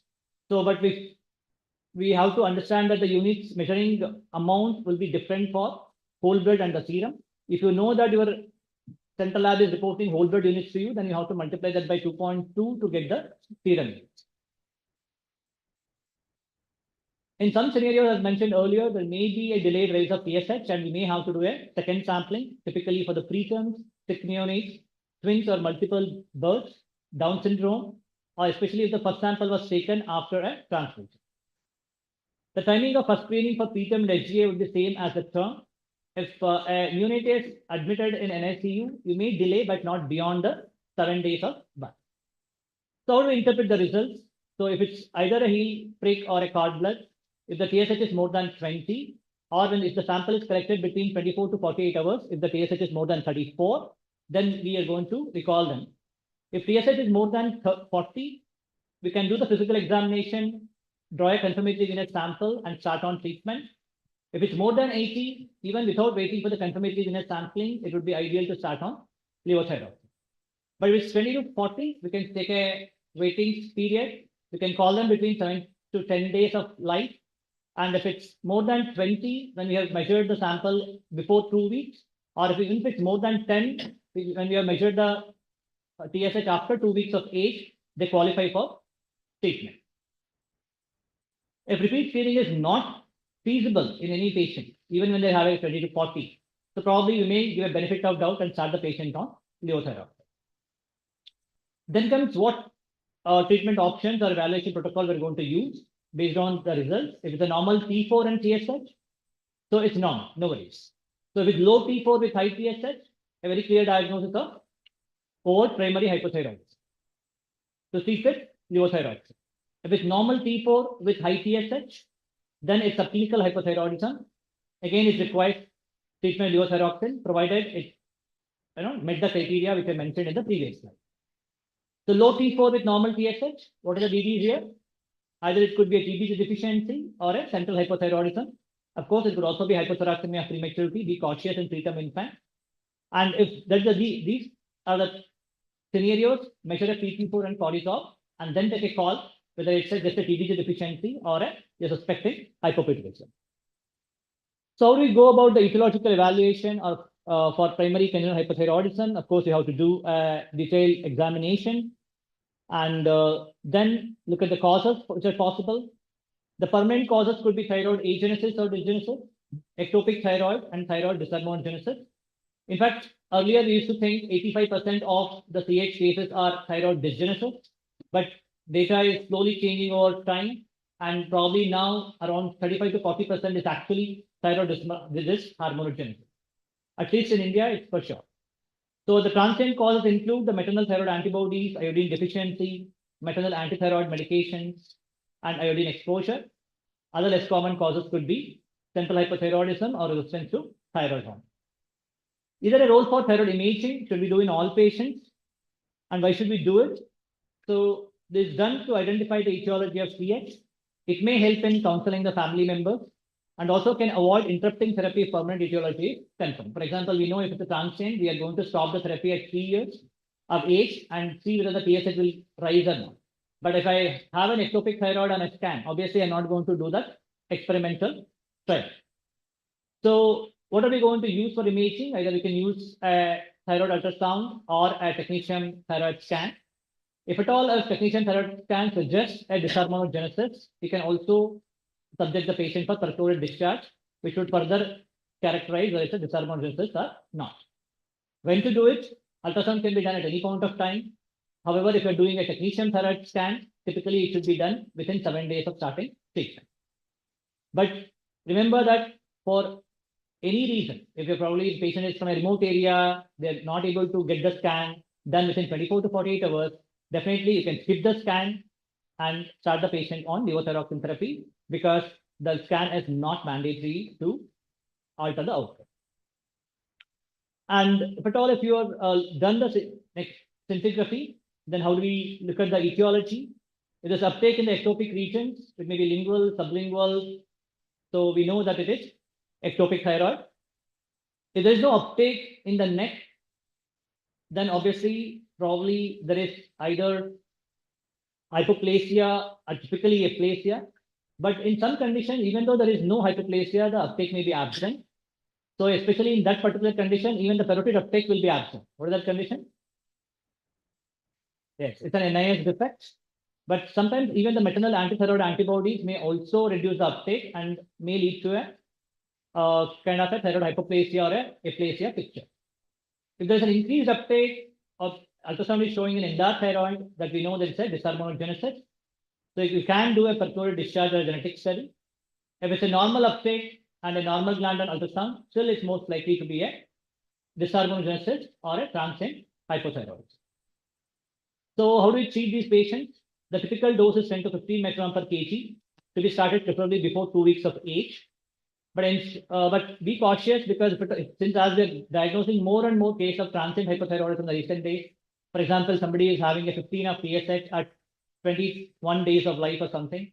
So probably there we may be able to use even relatively lower dose of around 5 to 8 microgram per kg rather than 10 to 15 microgram per kg. So how do we administer? You can crush the tablet, mix with the breast milk and give in the morning every day, but maintain a same relation to breastfeeding. That's what I follow so that we minimize the variability from day to day. And do not give iron or calcium or soya along with thyroxine. Place them at least 4 hours apart if at all, if the patient is using them. Do not add the tablet to the feeding bottle. That's going to be the most problematic thing.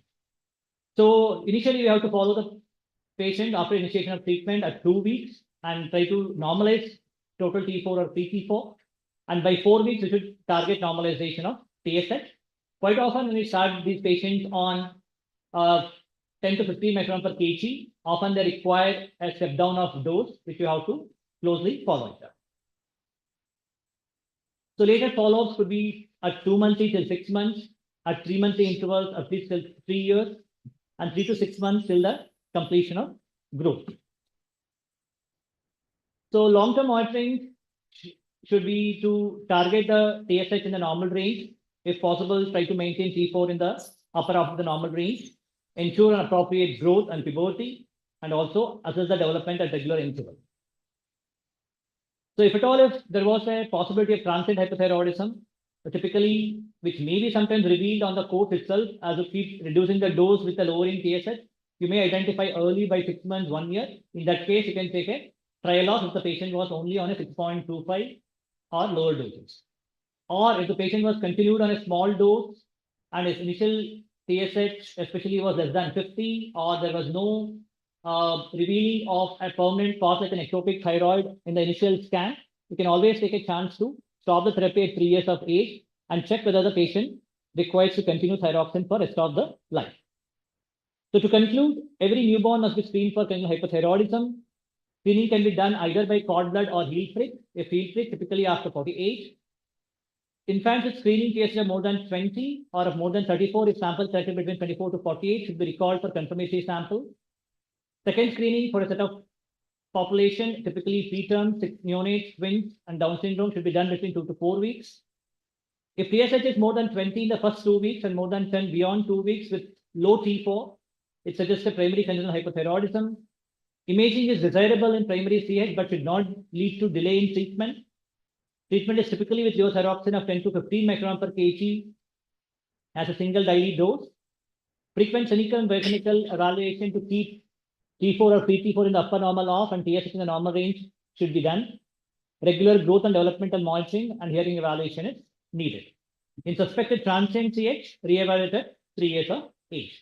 Thank you so much for the patient here. Thank you, sir, for an excellent session. The house is open for questions.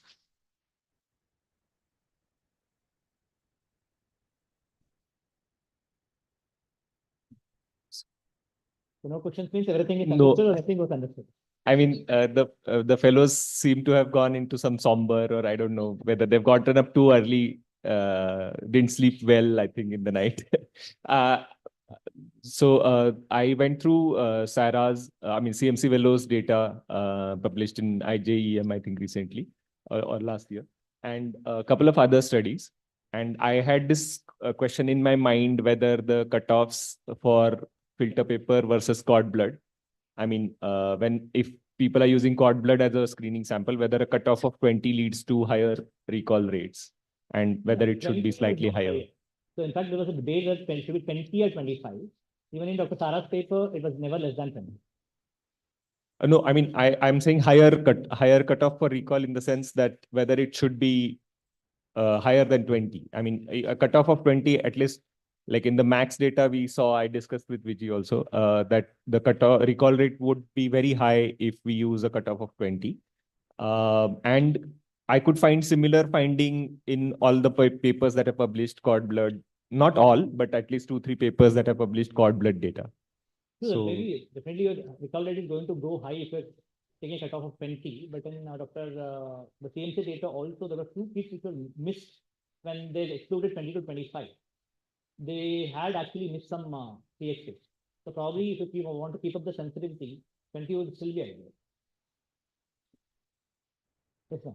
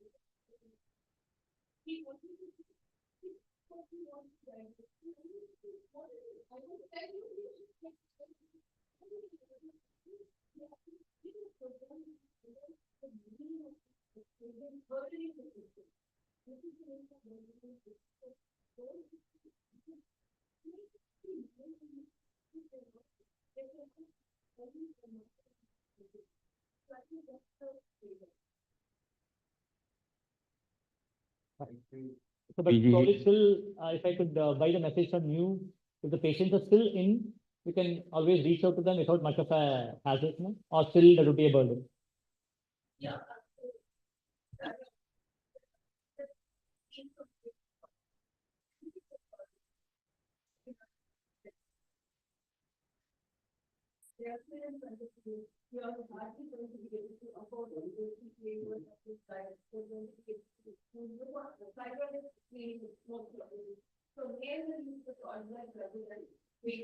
But still, the next level of testing is going to be after 7th day. So usually we do the repeat sample after 7 days. Again, by then they would already gone their home. So probably only thing you will get an opportunity for a counseling, but you may not get a counseling for testing.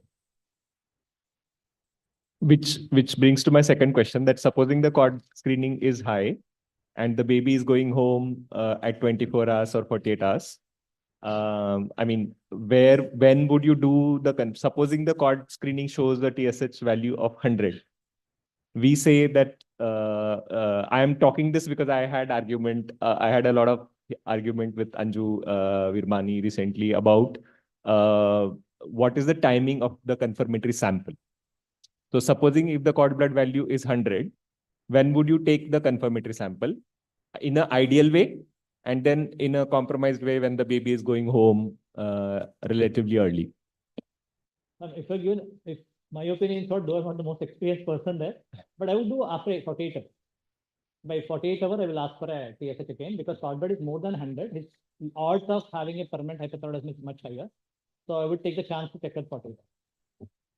So the argument, I mean, I was also saying the same thing, that 48 to 72 hours, but the argument that was given was the paper or the guideline says you have to do a confirmatory sample immediately. Immediately means that cord blood report has been, usually the reports are available in 3-4 hours in good labs. I mean, within 3-4 hours. And that would immediately mean that you do it within the 24 hours. Because in that case, you are likely to gain, at least in some cases, you are likely to get so what is the false positive. Day 2 or day 1. So even if I initiate the treatment on day 3 or day 4, still I'm not doing any injustice to the baby. So there's rather checking at day 1 and day 2 will have the same consequences as we have for other neonates. So better to skip the first day 1 and day 2 and day 3 would be the ideal is what I feel. Yeah, so the message I wanted to convey is that when we say immediately wouldn't mean that you do within 24 hours, because in 24 hours, you're likely to get false positive values such as 50 or 40, 50, 60. They would lead you unnecessarily. You will have to do one more sample after some time. So even when cord blood is high, when we say confirmatory sample immediately, it means that preferably after 48 hours.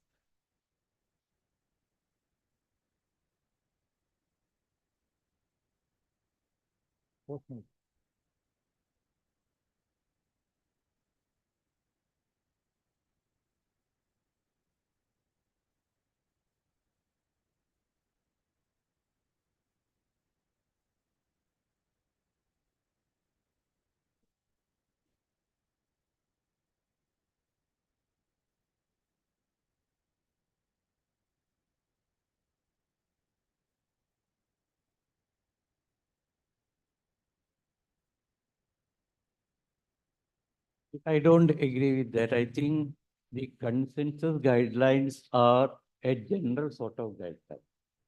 I don't think consensus guidelines can advise about single case of elevated TSH or low T4, whichever test you are doing, and whether you are doing cord blood. So consensus guideline will always, you will find faults as you start working in the field. So I don't think, Vijay, by changing one guideline language or one word, you will come to know after working that some more other things have to be done. So that is one. But my observation and interaction with the teams which you are doing 8 or more years of newborn screening in the country, for example, in Vellore, state of Kerala, is that there's a lot of missed cases if you are taking the cutoff as 20. Because the lab assay which you are saying has improved, central systems are improving. So they are saying that probably, even from Vellore, there was a paper suggesting that we should bring down the cut down to 10 rather than increase. Probably, I think that if aim is not to miss a single case, not to create a single case of neurocognitive delay, I think we will have to probably think as we progress to screening with lower, slightly lower cutoff.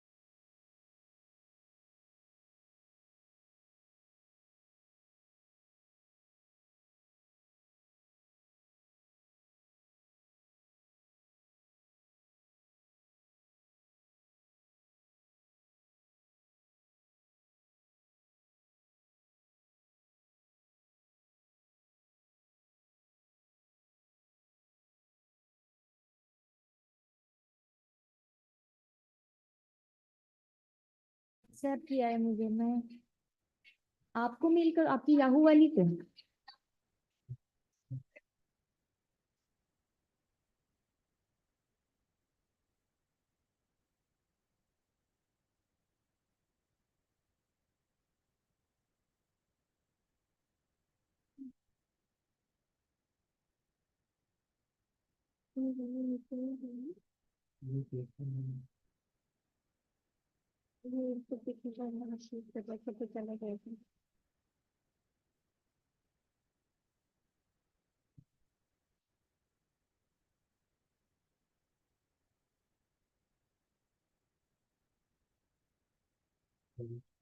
चला गया। एक green वाली को ऊपर कर दीजिए। Slide का नीचे वाला पिछले बार थोड़ा सा आ जा रहा है ये तो। अभी आप कर सकते हैं, अभी आप करेंगे तो नहीं आएगा।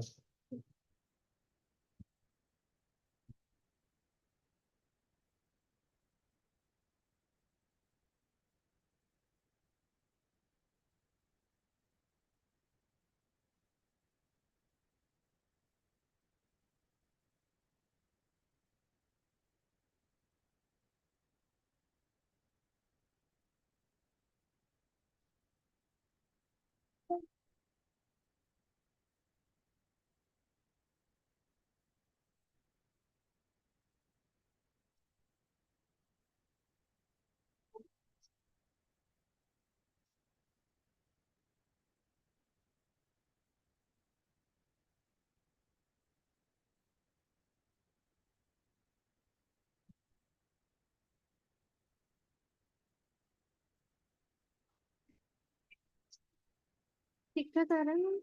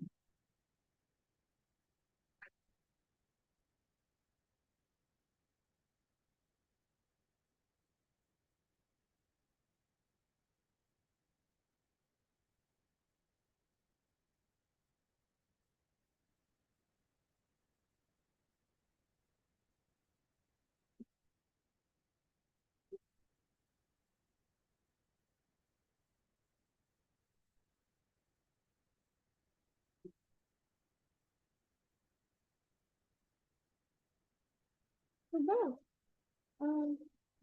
सुबह पीपीटी नोट इसमें करे थे कि वो डाउनलोड्स में है। पीपीटी पीवी डाउनलोड नहीं।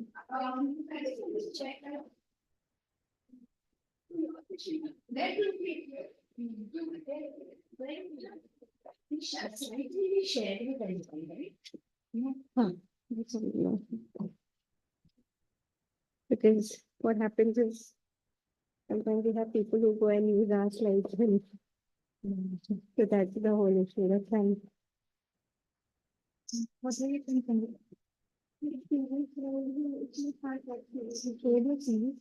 Yeah, I have. In that only? No, I have shared it with Dr. Bakresh.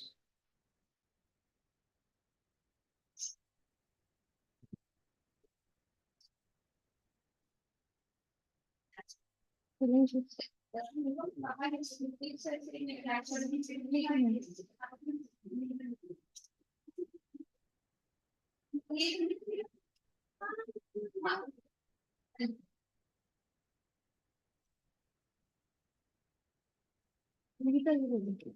don't know where it is. I think ma'am is uploading it in the PD from her laptop. Because I have sent it to Dr. Bakresh. Yeah, that's Dr. Bakresh's laptop. That will get uploaded. Let me see. Dana, okay.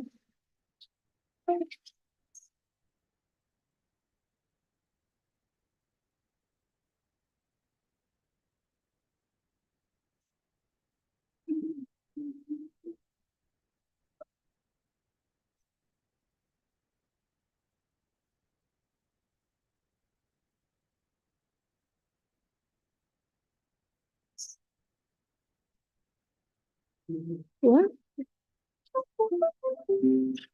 Because myelin is a part of our course also. So your slides bahar gaye na, but it's a course slide for some reason. So that's the reason I will give it. I hope you will share it.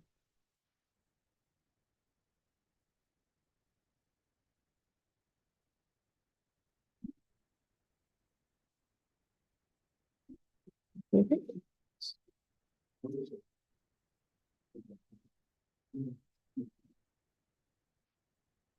It is-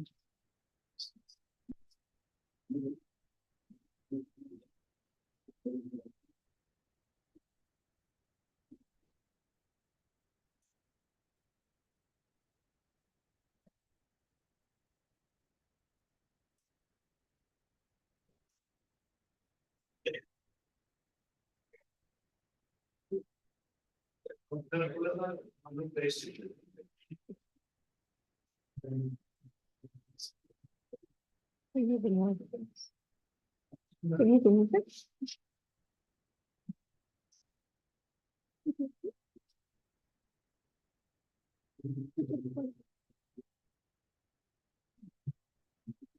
Listen. I give it. Maybe they should put a band. Yeah, because put some paper. One stool or something. Because otherwise the speaker can't be seen. Like the Sudha man was not seen anything. If you can ask someone bench,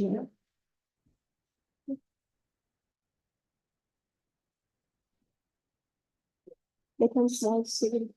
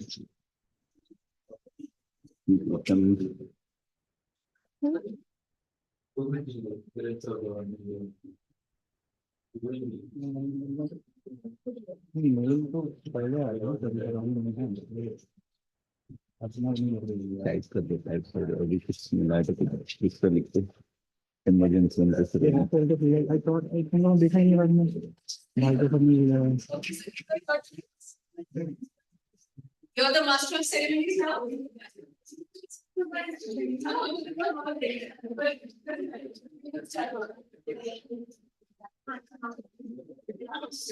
अभी मैंने वापस नहीं किया अभी मैं बोलता हूँ अभी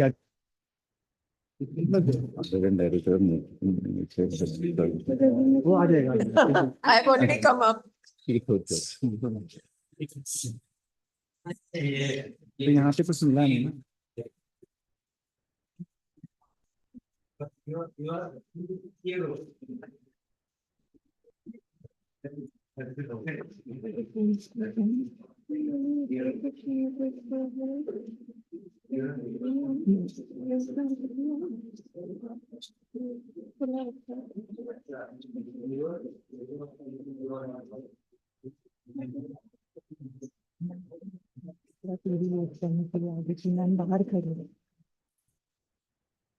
Our next talk is on a very interesting topic of metabolic bone disorders unique to children, that is rickets and its mimickers. The respected chairperson for this session is Professor Dr. Bhatia ma'am, and I request ma'am to introduce our eminent speaker. Sir has been introduced. Yes. Yes. Dr. Vijay sir. I think all the fellows should please come to the front. Because this session is going to be very interactive session unless you answer the question. Please come to the field. And you all know from yesterday that the long bar is the one you have to press to get the mic on. And please participate very strongly.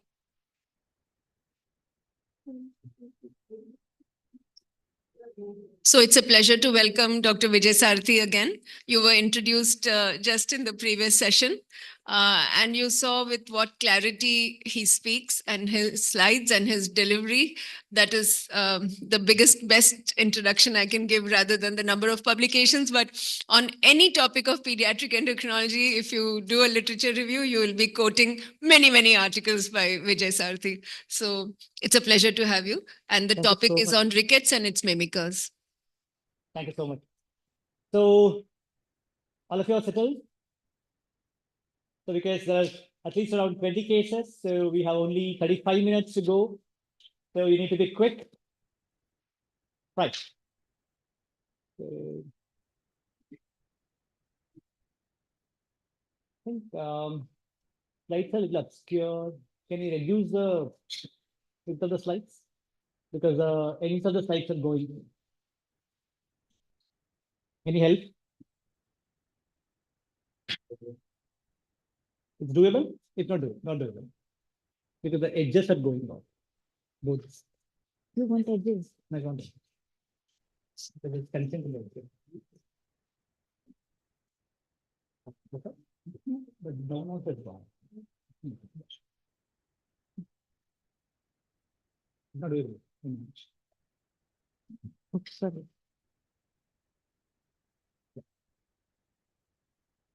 Right. So we have case one, 3.5-year-old girl.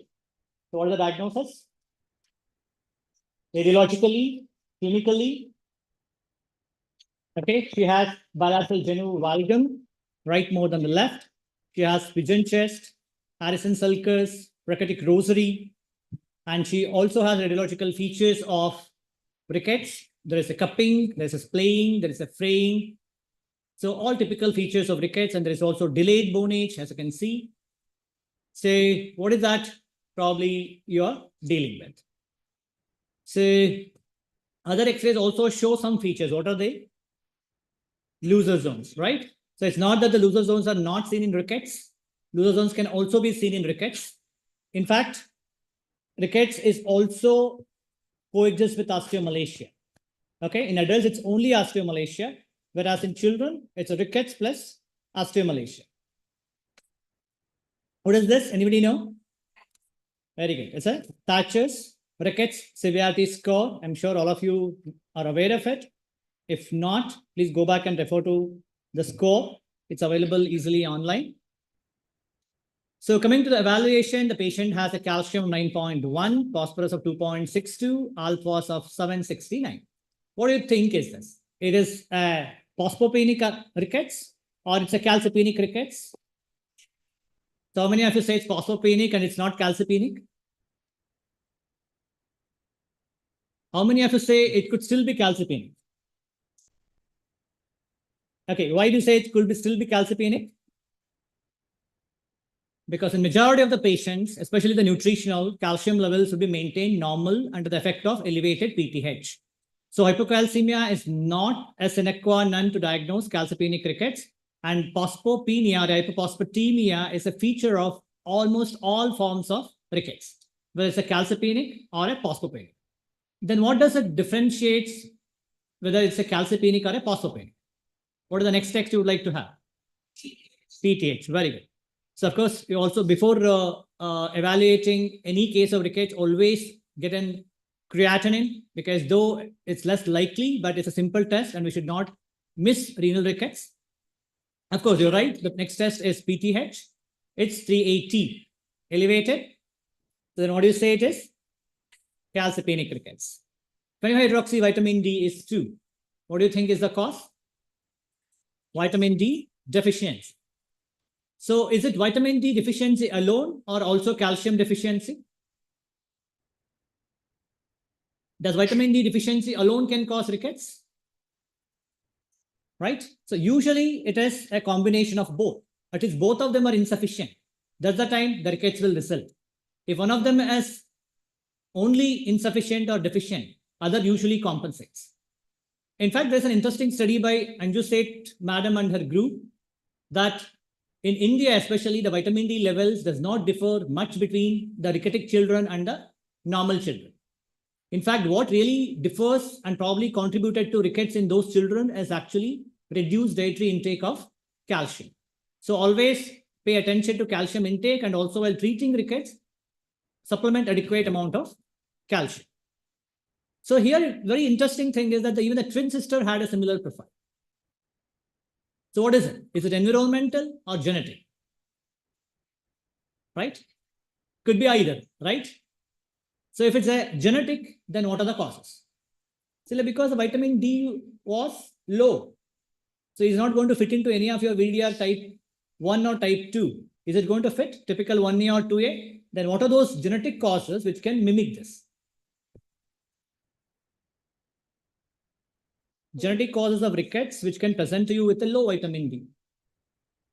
What is this? What we measure is a 25-hydroxylation, right? 1B, very good. So if at all, since it's 25-hydroxylation is impaired in 1B, so then obviously this will lead to a low vitamin D levels. Okay. And when is any other abnormality which can increase the inactivation of vitamin D?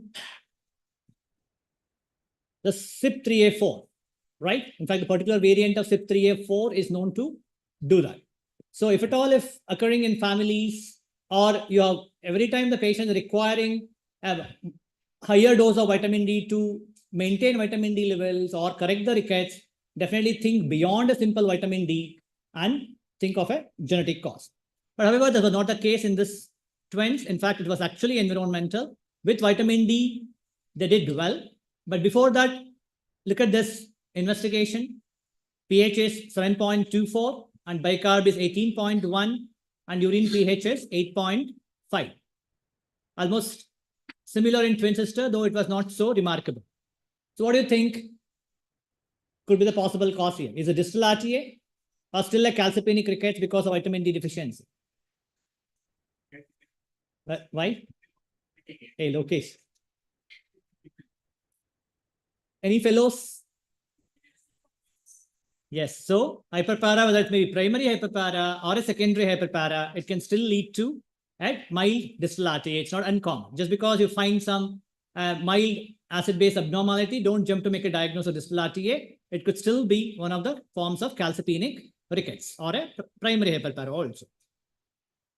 Right. So in fact, if we follow these children with vitamin D, the usual doses of vitamin D supplementation, they did well on therapy. In fact, over time of around 3 to 4 years, even their deformities are completely corrected on their own. So which is a well-known thing which is known to happen, especially when we treat them in a younger age. How do we assess vitamin response to vitamin D therapy? What is the first change you can get? Sorry? Very good. The first response is increase in serum phosphorus, quite often normalizes by 3 to 7 days, followed by calcium, which may take around 1 to 2 weeks. Then you will have a radiological evidence of appearance of healing line by around 4 to 8 weeks. But remember that the serum alkaline phosphatase is something which may confuse you because it may get elevated in the first few weeks to months of therapy because the new bone is going to be formed when vitamin D is given. So just because when you measure alkaline phosphatase after a month, it has gone up from 600 to 800, don't be under the impression that the disease is worsened. And PTH also usually takes some time to normalize. So as I mentioned earlier, hypophosphatemia is a part and parcel of most of the forms of rickets. And in fact, this phosphorus is required for the chondrocyte apoptosis in the hypertrophic zone, which is essential for matrix mineralization. When hypophosphatemia is there of any etiology, yes, there is also rickets in children and osteomalacia in adults. Then let's look at what are the causes of hypophosphatemia. So the rarer causes could be the GA malabsorption or could be even the transalar shift. The transalar shift are going to be temporary, so usually don't result in rickets or osteomalacia. But sometimes, of course, GA malabsorption can lead to. But the most common causes are the ones that are characterized by renal loss. So what are the causes of renal loss? It could be either PTH mediated, or it could be FGF23 mediated, or the third cause is a primary renal defect. Okay, without elevation of either of these, the renal tubular defect itself can also lead to phosphate loss. So what are the causes of PTH excess, which can lead to rickets? It could be nutritional, okay, dietary deficiency of calcium and vitamin D deficiency, VDDR1, both 1A and 1B, VDDR2, both 2A and 2B, and also VDDR3 and primary hyperparathyroidism. So whereas FGF23 excess could be the hypophosphatemic rickets, which could be X-linked dominant, which could be autosomal recessive, either maybe because of DNP1 or ENPP, or even it could be because of epidermal nevus syndrome or tumor-induced osteomalacia. Or independent of these two could be primary renal loss, which could be because of HHRH. What is HHRH?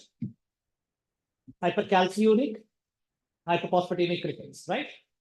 So it could also be proximal tubulopathy for any etiology, okay? Like your Fanconi renotubular syndromes, which may happen either because of congenital or because of some drugs or because of some metal exposure, right? So something, how we differentiate, usually the PTH is typically elevated and vitamin D dependent rickets, it's a calcipenic rickets. Whereas FGF23 is typically elevated in FGF23 mediated disorders. So whereas in those patients with the primary renal loss, neither PTH is elevated nor FGF23 is elevated. Let's move on to the case 2. 2-year-old boy presented with GTCS. Calcium is 7.2, phosphorus is 3.8, alkaline phosphatase is 2350. Is it calcipenic or it is phosphopenic? Right?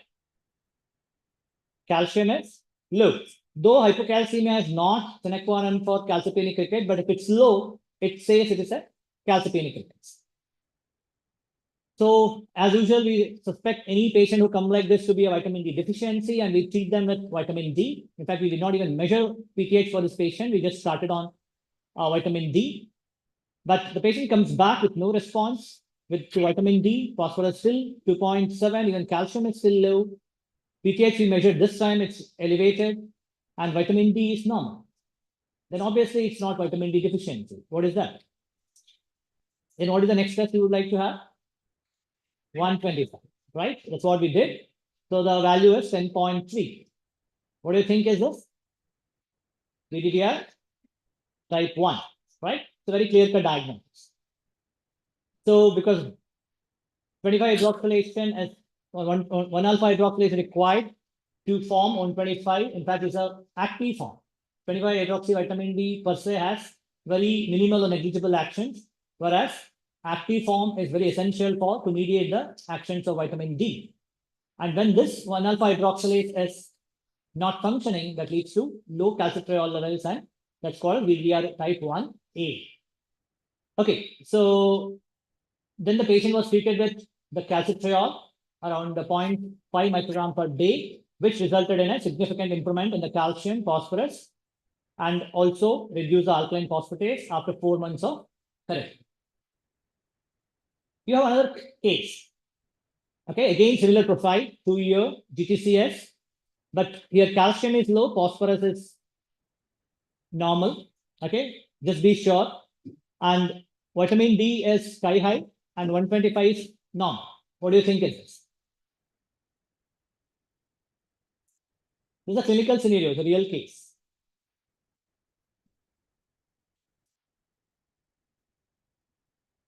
The point 2 message I wanted to give you here is quite often the phosphorus is surprisingly normal in patients with calcipenic rickets. Not necessarily that everybody should have a hypophosphatemia. Okay, whether it's because of a kind of a pseudo hypopara kind of an action, we don't know that, but we do see in our patient. Second thing, when you have such a high level of vitamin D, even a normal level of 125 does not negate the diagnosis of VDDR type 1A, right? It's still a possibility, right? So in fact, this is a genetically confirmed case of VDR type 1A. So again, patient was treated with calcitriol with a very good response, right? Okay, next case, I don't think I need to give any data, you all will get the diagnosis. What is the diagnosis? VDR 2A, 2B. How many of you know what is VDR 2B? Right, it is a 2A, right? Because alopecia. Not that all patients with alopecia should have complete baldness, right? Sometimes it could be incomplete alopecia. So the patient has rickets. You have low calcium, low phosphorus, elevated alphas. 25 is also high. 125 is also very high. This is clear-cut diagnosis of VDR 2A. Because they have vitamin 125 is forming, but not able to act on the vitamin D receptor because of a altered vitamin D receptor. So in this patient, in fact, we treated with high dose of calcitriol up to around 3.5 microgram per day and high dose of oral calcium also. In fact, once upon a time, alopecia was considered as one of the negative predictor of response to therapy. But however, in the recent systematic review, we have evaluated each and every published case, and we have come to a conclusion that alopecia itself is not the indicator. It's actually the truncating variants that were associated with the alopecia are the ones which actually guide that. But in some patients, why are they using a high dose oral calcium? Because there's something called as a paracellular calcium absorption pathway. Even without vitamin D, there will be calcium absorption, and you give a high calcium diet, it's most likely that this pathway will get activated, the passive paracellular pathway. And that's the reason why we include high dose oral calcium in this set of patients. But nevertheless, it's not useful in a significant proportion of patients. Even when we give a high dose oral calcium, high dose oral calcitriol, they don't respond. Then how do we treat those patients? Intravenous calcium, right? How do we give intravenous calcium? Typically given as an infusion for school-going children. You can give it as a nighttime infusion or 12 hours using an infusion pump, and it's encouraging. It's good to use a pump cap, a central IV line, which can be there for 3 to 6 months. So with that, using an infusion pump, we have to infuse the calcium. The typical dose used is around 0.5 gram meter square per day to start with, which can be increased up to 1 gram per meter square per day. But again, after 3 months or 4 months of therapy, we have to switch them back to high dose oral calcium and calcitriol. Definitely, this is a difficult disorder to treat. So, but could be managed well in a good setup. Obviously, the parents have to be affording well. Okay, moving to another interesting case. 14-year-old male, deformities of the extremities that you can see. There's a bilateral genu valgum and skull X-ray. Anybody would like to interpret? There's a widening of the diploid space with all kind of intermittently sclerosed and some lytic areas. There's also a looser zone in one of the ulna, right? Also, you can see that there's some cortical erosions going out. Anything specific? Do we see it in a secondary hyperpara? These many changes of sclerotic lesions? Okay, any of this patient came to us with this picture. What do you think? Calcopenic rickets, likely nutritional. That's what we thought. Gave vitamin D. The patient comes back to you after a month with a calcium of 11.5. What is that we are dealing with? It's a primary hyperpara, right? So in fact, it's not very uncommon in Indian setting to have a severe primary hyperpara also to come with a normocalcemia. So always follow up them whom you thought of rickets with a repeat calcium after a month or 6 weeks so that you are not missing these cases of primary hyperpara. So obviously this patient underwent 4D CT scan which revealed a left inferior parathyroidadenoma, both also on the MIBIS scan, and the patient underwent parathyroidectomy with cure of not only hyperpara but also the rickets. So next move on to FGF23 excess. Okay, this is not an FGF23 excess, it's a common disorder. I should have included before the FGF23 excess, but I want to mention it here so that you are aware of this common disorder. Anyone would like to guess what is it? Consanguineous marriage, poor weight gain, phosphorus is low, PTH is normal, vitamin D is normal, FGF23 is also normal. Look at the teeth, you'll get a clue. Failure to thrive, consanguineous, teeth. Which rickets usually will have a failure to thrive? Your hyperphosphatemia rickets will fail to thrive? No, right?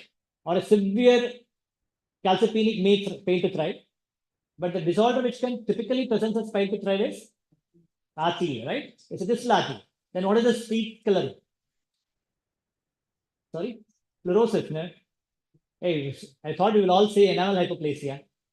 Huh? But of course, it's not enamel hypoplasia also. Any teeth abnormality typically associated with distal RTA? Small proportion, but yes. Anybody know what is WDR72? The teeth abnormality associated. In fact, it's an amylogenesis imperfecta. Okay, the moment you have this finding, you know it is a WDR72 and distal RTA in a rickety check. So we did potassium. Potassium is 3.1, pH is 7.1, bicarb is 12, urine pH is 8. So why I brought this case in between is that it's a very common disorder and you can diagnose it with a simple test, like a potassium and blood gas analysis, right? Which are relatively easily available at many centers. Patient, whenever you have any doubt, another important clue that helps you to make a diagnosis of distal RTA is an ultrasound. Look at the nephrocalcinosis, and if it's there already certain, then we know probably we are dealing with distal RTA. Okay, moving on to next case, 16-year-old, and almost on the verge of epiphyseal fusion, but he has a lot of deformities. So it's not only he, even the family members have been affected, mother is affected, the other brother is also affected. And calcium is near normal, phosphorus is low, alpha is high, PTH is normal. So what do you think is the diagnosis? X-linked hypophosphatemic rickets. Very good, students. So what do we do next? CMP upon GFR. Why is CMP upon GFR required? What are we differentiating? Are we differentiating calcopenic and phosphopenic? No, they're not going to be differentiated. Okay, whether a GI cause or the renal cause. But how often we get a GI cause? right? It's very, very rare. So in fact, without doing a TMP upon GFR, we can solve most of our cases, at least those who are entering the endocrine department. But of course, you should be aware, how do we measure the TMP upon GFR? So we have to first calculate the fraction excretion of the phosphate by the formula urine phosphorus into serum creatinine divided by serum phosphorus into urine creatinine. Let's say if we have a serum phosphorus of 1.9 and a fraction excretion of 0.4, then we have to use this Digiovate and Digiovate nomogram and calculate the TMP upon GFR. For that, for example, 1.9 of phosphorus on the outer side of the left side column. And then you have to, from this point, we have to draw a straight line that passes through the fraction excretion of phosphorus, that is 0.4. And when this line extended to the opposite line, that's the right-sided line. So the point at which it meets that line is actually the TMP upon GFR, which is 1.1 in this case. So coming back to this patient, so the FGF23 is elevated here. So confirming probably its effects is also confirmed on the genetic testing. So moving on to next case, we have I think like you want to tell me about management. So anybody would like to say, how do you manage phosphopenic rickets? Oral phosphorus supplementation, typically what we have now is the asphalt granules, okay? So which contains around 500 mg of phosphorus in a given sachet. You can start with 10 mg per kg per day. Go slow, because if you start with higher doses, they may have GI intolerance and diarrhea. So, and you can escalate up to 40 mg per kg per day. Anything else you want to give? Active vitamin D is also very essential, because FGF23 itself is an inhibitor of 1-alpha activity, and there is a relative deficiency of active vitamin D. Okay. And also, when you give a phosphorus, there is going to be a further PTH elevation. If you are not giving an active vitamin D, this elevation is going to be even more higher. Third thing, anything you want to give? Calcium. Why? You should give calcium basically because the patient has been in a state of demineralization for such a long time. When you give phosphorus, phosphorus alone cannot mineralize. We do also require RDF calcium, right? So also supplement with RDF calcium, because most of the Indian children, if you leave them alone on diet, they don't need their RDF, right? Okay, so this case, a 3-year-old female born of third-degree consanguineous marriage, bilateral lower limb, there's a bowing. So phosphorus is low, calcium is normal, alpha is high. The blood gas, vitamin D, and PTH are normal. What do you think is this girl? How does she differ compared to the previous case? Basically, it's a consanguineous couple. So I'm looking for autosomal recessive cause. So what are the autosomal recessive causes we are looking for? Hypophosphatemic rickets, autosomal recessive. DMP1, very good, right? That's what it is, right? Could also be ANPP, but this patient turned out to be DMP1. Of course, the management is going to be similar to explain hypophosphatemic rickets. So now we are going to take up a very interesting case. So 8-year-old male, symptomatic from 5 years of age, progressive deformity, was diagnosed to have hypophosphatemic rickets, but we had not done the genetics at that point of time. So his phosphate supplement up to 40 mg per kg per day. Calcitriol was around 0.5 microgram per day. So he had progressive deformities despite treatment. When he came in 2017, he was already 19 years.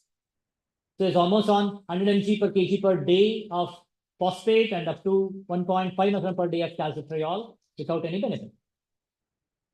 So in fact, he also had undergone corrective hemiepiphyseal at the age of 10 to 11 years.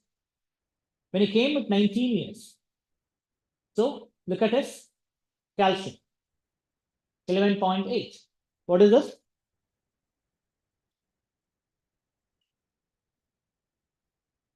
Primary hypopara or something else?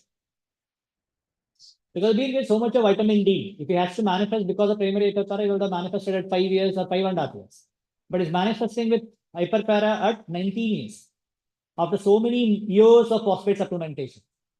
You're right in hyperpara, but I'm not with the primary. What hyperpara it is? Tertiary hyperpara, right? So when the patient underwent imaging, it's a bilateral parathyroid adenomas. He underwent total parathyroidectomy because others might have also undergone hyperplasia, though they were not visible on the image. But did it solve the issue? In fact, he had a lesion sitting over the prevertebral region, which is thought to be a case of OFC when he was evaluated during the hyperpara. But the lesion did not regress after surgery. So, and then obviously a biopsy was done. Can you guess what was it? Very good. So it was a mesenchymal tumor, which was missed from age of 5 years till the age of around 19 years. The FGF23 was done, it was sky high. Of course, there's something which tumor could not be operated, radiofrequency ablation was done, it was only partial, which did not result in the cure. In fact, this patient was lost during the cold. So that's why we may have some surprises. So in fact, it's not only the KEM case. In fact, the recent meeting in Chennai, I think like Dr. Leena revealed that she had one vaginal tumor in a 5-year-old girl. I think even Dr. Rajni Sharma had one case of PIO in the pediatric age group. So though they are rare, but still have to be entertained in your DDs. This one, straightforward spotter. I don't think I need to speak anything on this. Very good. So it's a epidermal nevus syndrome. So very classical nevus sitting on the scrotal region and the groin, also over the soles. So why this leading to hypophosphatemia? Check with the FGF23, and that's the reason why there is a hypophosphatemic osteomalacia or rickets. And how do we treat? Phosphate supplementation. Any other treatment is there? Any other drug can be tried? Burosumab, that can be tried in any hypophosphatemic rickets, right? So, but do you have it in India? No, right? There's also some MEK inhibitors which have been working well. Trametinib has been tried in patients with epidermal nevus syndrome with a good response. So if at all is not responding to phosphate, definitely you can take a trial of trametinib. Of course, as you told, it's a FGF23 elevation. Okay. So another 3-year-old child, okay, left lower limb deformity. In fact, there is a saber tibia. What is saber tibia? The sharp anterior angulation of the leg, right? You also had a coxa vara actually with a lateral bowing of left femur. So what is the diagnosis? Sorry? McCune, right? So obviously he has a capillate spots. So what is the hand X-ray showing? It's not just rickets, right? There's also something along with rickets. That's a fibrous dysplasia with rickets. In fact, the whole left thigh, left femur, left tibia have a diffuse fibrous dysplasia. So, and this is a cause for rickets. In fact, we have a low phosphorus with normal PTH, okay, elevated FGF23. The patient also had a normal T4 but low TSH. When the technetium thyroid scan was done, it showed an increased uptake in the majority of the gland. And there's also, you can see that the fibrous dysplasia is also involving the sphenoid bone and also some areas of the upper part of the proximal part of the humerus, proximal part of the femur, and to some extent the left tibia. So the final diagnosis was rickets due to fibrous dysplasia of McCune-Albright. In fact, we are fortunate to prepare it as a clinical image. In fact, last week only we received an acceptance letter from NEJM. So probably it will be featuring maybe in the next 2 to 3 months in NEJM. So this is a next case capsule 13, 11-year-old born of consanguineous marriage, presented with bilateral genu valgum with short section. So again, there is a hypophosphatemia with a low PTH, a low normal PTH, and vitamin D is in the insufficiency range. 125 is elevated, FGF23 is normal, pH and bicarbonate. What do you think is the stage? Phosphopenic, but FGF23 is not elevated. So what I mentioned, right? renal cause, primary renal cause, right? And also there's an appropriate response to hypophosphatemia in the form of increased 125. So in fact, like in patient with FGF23 mediated hypophosphatemia, vitamin D levels are always 125 is always normal or a low normal. But even then we call it as relatively insufficient. Why? Because ideally it was FGF23 is not there. This is the usual response for hypophosphatemia. There's an increase in 125 dihydroxy vitamin D. So in fact, there was also a urinary hypercalciuria, but normal beta-2 microglobulin, normal amino acidogram. What do you think is this? Is it Fanconi? No, very good. This is HHR. Wonderful. So this patient actually had a mutation in SLC34A3 and had a diagnosis of hereditary hypophosphatemic rickets with hypercalciuria. Okay, next important case. Again, a spotter. You should guess this. 17-year-old male born of non-consanguineous marriage. So right genu valgum from 1 year, new polyuria, renal calculi are fractures. I know the picture is not good, the eye picture, but I think you will be able to pick up. That is, those who have some good vision can pick it up. Bitot? Huh? It is bitot. Okay, it's a bitot spot in rickets. What is the association? Yes, correct. Somebody is answering. Dense disease, very good. Why dense disease will have bitot spot? Very good. So the loss of RBP in dense disease will also lead to bitot spot, right? So and that's the clinch here to make a direct diagnosis. So this patient had a hypophosphatemia with markedly elevated alkaline phosphatase. But here you can also see that creatinine is already 1.1. It's a warning sign. Okay, probably you're going to have an early renal disease. Potassium is low normal. Okay, pH is also slightly low, 7.34. And 125 is again elevated because it's a primary renal cause. pH is normal, FGF23 is normal. Again, there is hypercalciuria. Unlike the HHRH, the beta-2 microglobulin levels are markedly elevated here. And there is also proteinuria already, which is second. So it could be clue for your Fanconi renotubular syndromes, right? And this particular case, it's a dense disease, which is also genetically confirmed. In fact, it's an X-linked recessive disorder. If somebody asks you what are the X-linked recessive rickets, the answer should be dense. So next case, a 20-year-old girl, deformities from the age of 12 years, though her rickets was not treated properly, but of course she closed off her epiphysis, but biochemically still she has rickets or osteomalacia. Phosphorus is low. Again, 125 is elevated. So creatinine is 1, probably again warning, because it's moved from 0.4 at 12 years to 1 at 20 years. Potassium is again low normal. There is a sugar trace, albumin trace, hypercalciuria. What is it? Again, some form of Fanconi renotubular syndrome. Now you have a diagnosis, right?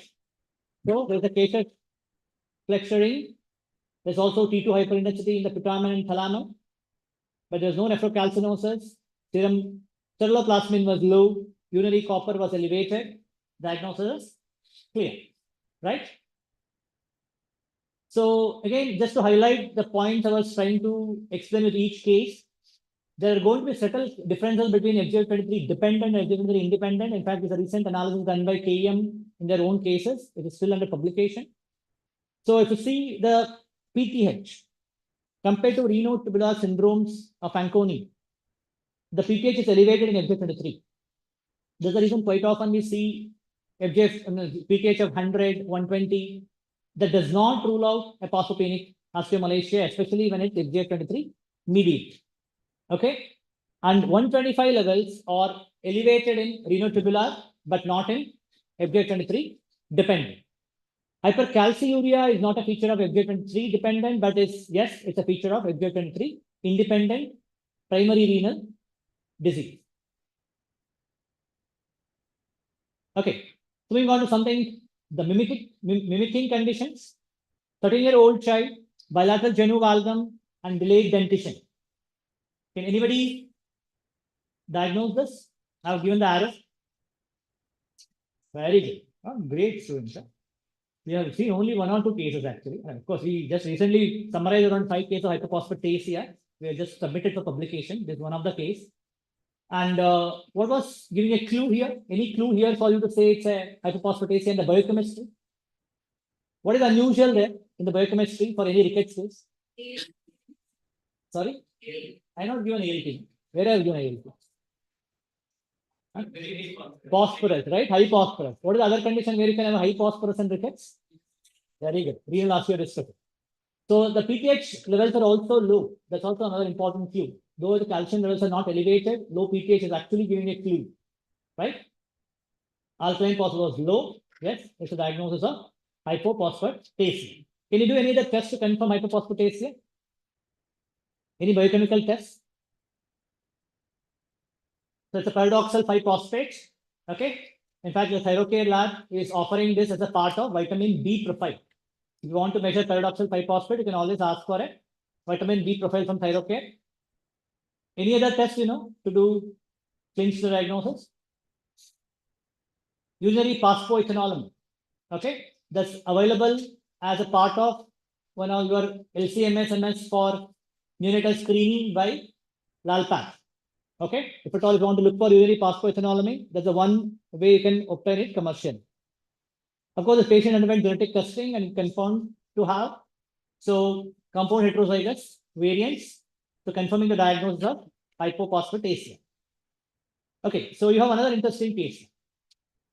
Okay, this patient, you can see that there is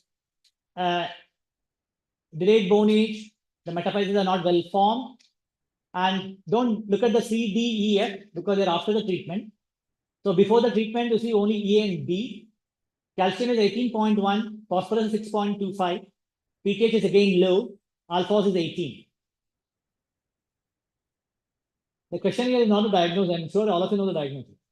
Question is what made the change from A and B to C and D and then E and B?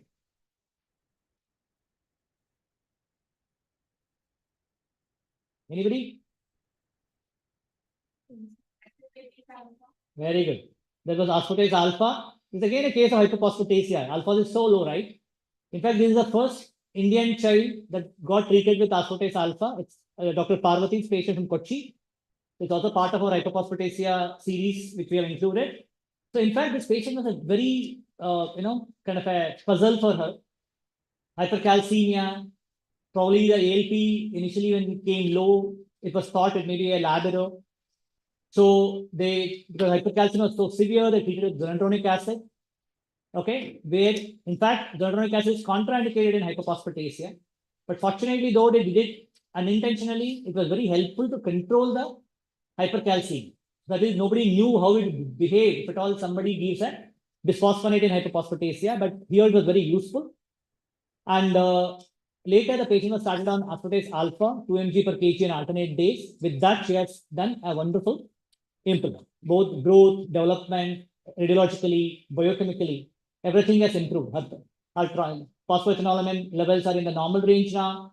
Her alphas, if you measure, they will be in 500 to 5,000 because she is receiving aspartate alpha that will also be picked up in the alkaline phosphatase assay. Okay, moving on to case number 18, 2.5-year-old child, progressive genu valgum, right? Say, what are the diagnosis? I don't think I need to give anything. You have to pick up the diagnosis.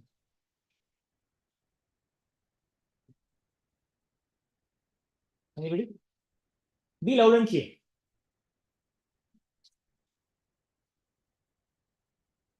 Look at the X-ray. Don't look at the clavicles. Don't go to cleidoclavicular cranial dysplasia. Cleidocranial dysplasia will not have any abnormalities in the metaphyses. What is the closest DD for rickets? Which skeletal dysplasia? It is metaphyseal, right? Because it's a disease of metaphysis. Metaphyseal dysplasias are the DDs. So which metaphyseal dysplasia it is? Janssen. Sure, not Schmidt. Yes, it is Janssen. Okay. So does this biochemistry further strengthen your diagnosis? Right? So because you can have a elevated calcium because it's a PTH1R activation, right? So that's why there is a reduced PTH, but PTH-like action is increasing the calcium. Even alkaline phosphate is elevated. Hypercalciuria is also there. When this patient also had an nephrocalcinosis. So this is not our case. It's actually a case taken from literature. It's Dr. Sheila Namburi's case from Kochi again. So this was a case of Johnson's metaphyseal dysplasia. So another interesting case, simple, but we just discussed in the previous case. Can anyone guess it? If not Johnson, notice it. Okay, it's a Smith, where everything will be normal for you. All biochemistry is absolutely normal, but you're having this. So it is Johnson metaphyseal dysplasia. Sorry, Smith metaphyseal dysplasia. And this actually is always challenging for us. So, because they absolutely mimic like a rickets, sometimes we get confused with for a Blount's. Okay. So, but this is something we almost like, we had around 2 patients. We made a diagnosis only after 1.5 years of follow-up. Till then, we are not able to accept that it was a Schmidt. So, they can also have confusions with other common disorders. Okay. May I interrupt you for 1 second? Yes. Are you nearly, you've gone into your own question answer time. So, I mean, that's okay. That's your own time. Yeah. Yes. You're nearly done. Yes. A common disorder, I have only 3 slides. So just say, again, it's a spotter test. You can take it. Anybody? If you see the baby, will definitely identify what it is. That's why I'm not given the picture of the baby. I've given the only radiological features. Achondroplasia, right? That's good. So because sometimes it also have a metaphyseal flaring. So in fact, at least in my pediatric training, I used to think this also rickets. So, but that's not so. So similarly, its brother, what the brother of achondroplasia? Don't say hypochondroplasia. Okay. This is also pseudo achondroplasia. Since I'm exceeding my time, I'll just go. So this is not a skeletal dysplasia alone. It's something enzyme deficiencies. Mucopolysaccharidosis. They can also sometimes mimic rickets. This one. This is actually a short child, puffy faces. First one only ricket, second one is after treatment.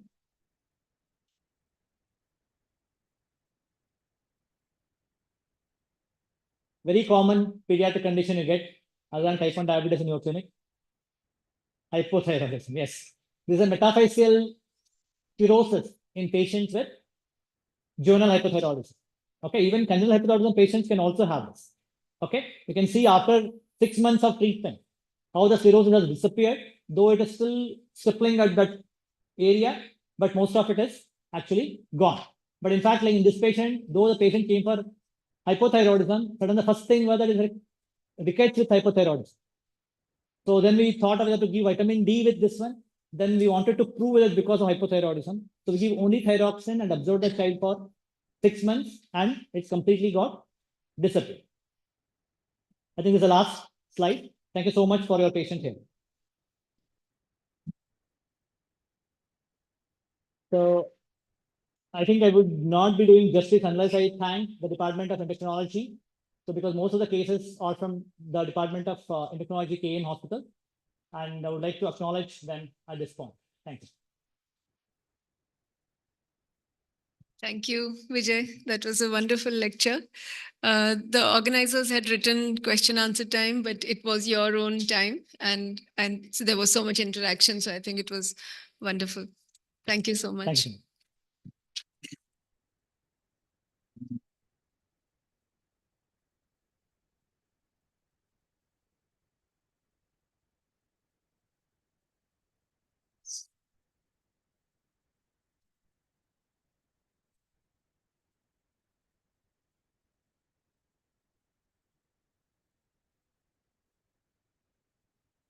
Next session is on one of the most common and important pediatric endocrine topics, that is pediatric diabetes.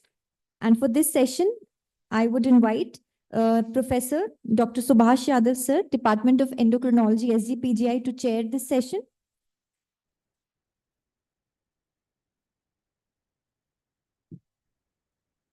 I request, sir, to please introduce our eminent speaker for this talk, Professor Dr. Ish Bhatia, sir. Good afternoon. Professor Ish Bhatia is a teacher for most of us present here. So, and he is a ex-HOD endocrinology SGPGI.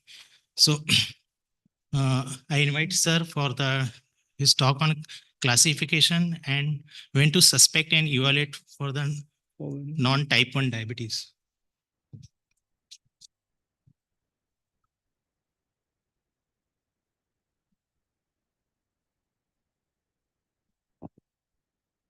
Yeah, thank you, Subash. Thank you, Preeti Lokesh, for inviting me. And I'll speak on the classification of pediatric diabetes, which is actually very old. Nothing much has changed. And then to a little bit on how to suspect some other etiologies and one study which we've recently completed on this topic. So ADA, that's the American Diabetes Association in 1976, it initially classified diabetes on the basis of requirement of insulin for survival. So insulin dependent, they were absolutely dependent on insulin, and non-insulin dependent. But obviously there's lots of overlap because many types of even patients with non-insulin dependent that sometimes will require insulin. So subsequently in 1997, they themselves proposed an etiological classification of diabetes. And a similar, almost the same classification has continued, and it's now been used by it's been used by the ISPAD in 2022 in their guideline. So I'll go with the ISPAD consensus guideline, and there's nothing very new, so I'll go through this a little quickly. The etiological classification consists of type 1 diabetes, which is type 1 diabetes is an autoimmune disorder. And there's beta cell destruction and absolute insulin deficiency. It's usually actually T cell mediated, but what we get and what we see in the peripheral blood and measure is autoantibodies. And then there is a form of type 1 diabetes where you cannot find, just like type 1 diabetes, but you can't find these antibodies. And that's called idiopathic type 1B or antibody negative type 1 diabetes. Then you have a type 2 diabetes, which is becoming increasingly common even in pediatric age group, where there's insulin resistance with relative insulin deficiency, and subsequently they develop diabetes. And then there are other specific types. Now, the other specific types are more interesting because one should really look for them carefully because they have a different prognosis and some treatment may be different, and so it's really quite important to at least keep them in mind. So first is monogenic diabetes.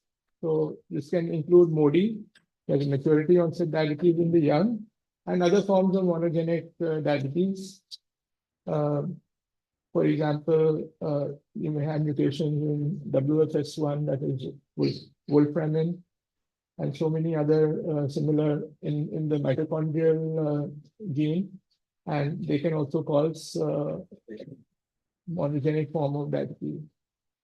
So MODY basically is diabetes which results from mutations in various genes which are important for beta cell function or also for pancreatic development. So you can have pancreatic dysfunction also in some of these disorders. There used to be a few only of MODY. The most common are the glucokinase, the HNF1A, B, and 4A. But there are now at least more than 20 odd such genes which are, and in fact, some genes which were previously thought to be MODY have been picked out now because they actually found out that they were not actually responsible for causing any So one has to be very careful when one interprets with these rarer genetic disorders. And then there's neonatal diabetes.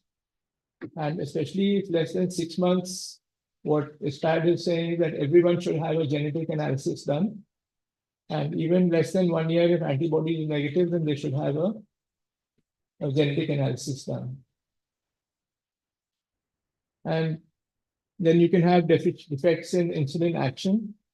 And I'd just like to point out about partial lipodystrophies because they may not look really very different from another person.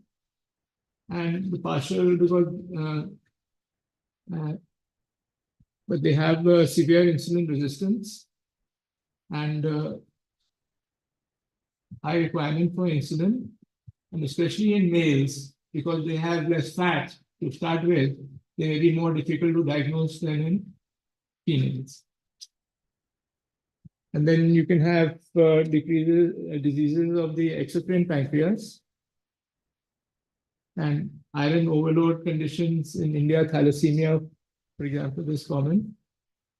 And cystic fibrosis, probably not so common. And fibrocalcific pancreatic diabetes, which is actually a little more common in younger adults, maybe like after 18 or 20 years of age, and quite common still in Uttar Pradesh, in Bihar, and in other parts of Eastern India. And if you have patients coming from here, I think you can really be careful to look out for this because they may actually not have very severe pain, just some mild pain. They may not have steatoria, and they may have a severe form of diabetes. They may even, a proportion of them may even present if they have a lot of stress, they may even present with ketosis or ketoacidosis. So one should really be looking out carefully for this. Then endocrinopathies are probably easily recognized and they are less common in children. There are some drugs which can actually cause severe diabetes, can even cause patients who may require insulin and may even have ketosis or ketoacidosis. And this includes pentamidine, which can cause more frequently hypoglycemia, but also hyperglycemia. Immune checkpoint inhibitors, L-asparginase used in the treatment of leukemia, tacrolimus, these all can cause actually insulin requiring diabetes.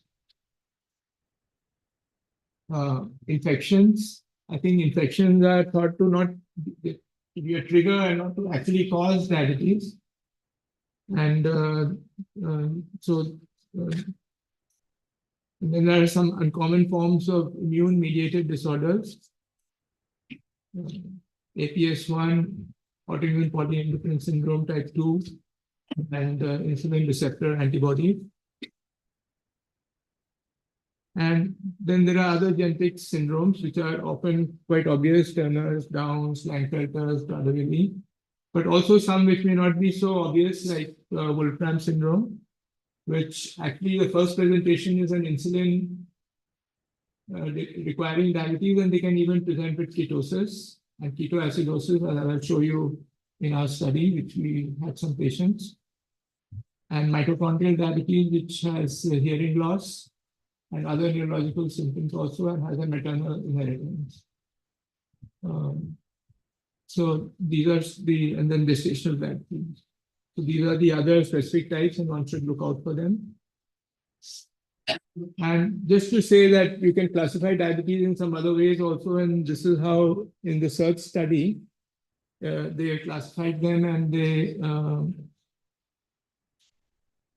so here they first they decided, is it autoimmune or not autoimmune? And then if it is, secondly, they try to see whether there was insulin resistance or not insulin resistance. And so they had obviously these 4 groups, and this was type 1 diabetes in dark man. And this gray here, lesser gray, darker gray is that of, is that of autoimmune, but poor insulin resistant. And then you have a non-autoimmune group here who is insulin sensitive, and a non-autoimmune group here which is insulin resistant. And so if you look at white patients there, you can see that mostly they are having autoimmune diabetes who may be insulin sensitive or insulin resistant. And in contrast, if you look at African American, then you'll find that there is a large proportion of patients who is actually having what we're having a non-autoimmune and insulin resistant features. And what is interesting is that in all of these groups, there is a small group here, about 10% of them, who are non-autoimmune and insulin sensitive. So what are these? And people, they have proposed that these should all be investigated further. Because they may be having monogenic diabetes, and they may be having pancreatic diabetes, and they may be having some other form of diabetes. And this is the results of the ICMR study. This is for less than 25, not just pediatrics. And you can see that you have about 60% or maybe close to 70% who have type 1 diabetes. And you have about 25% who have type 2 diabetes, and the other forms of diabetes, MODY, etc., they are much less. And then if you look at it according to age, then you will see that if you have less than 10 years, it's a preponderance. More than 95% have type 1 diabetes. And that is everywhere in different countries also. And as the age groups increase, then type 2 diabetes starts increasing. And it actually varies from center to center. And in some centers, type 2 diabetes is much more. And for example, in Chennai, when they did it, and in All India Institute, when they did it, they found there was vast differences. Type 2 diabetes was much more in Chennai. So I don't want to go through this in detail. Everybody knows what is type 1 diabetes, type 2 diabetes, and monogenic diabetes. But just to make a few points. So type 1 diabetes has low C-peptide, and they are positive for one or more antibodies. And the important thing to remember is that now a large proportion of type 1 diabetes are also overweight and obese, as the population is gaining weight, and overweight also, children. And islet antibodies are absent in almost 20% of Indian children. So that is important to remember. Type 2 diabetes have, sorry.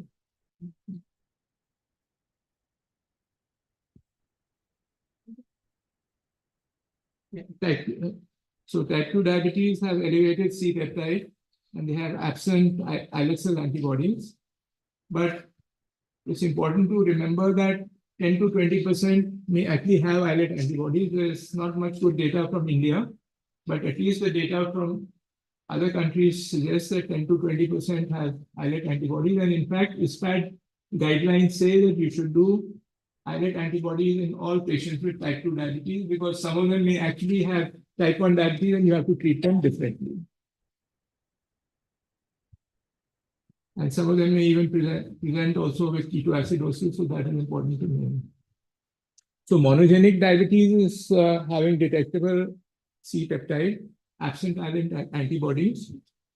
And the important thing to remember here is that they can have variable severity. Some may be very mild, just fasting hyperglycemia, like you have glucokinase MODY. But on the other hand, other types of MODY can even have very severe insulin requiring diabetes. And in some cases, you must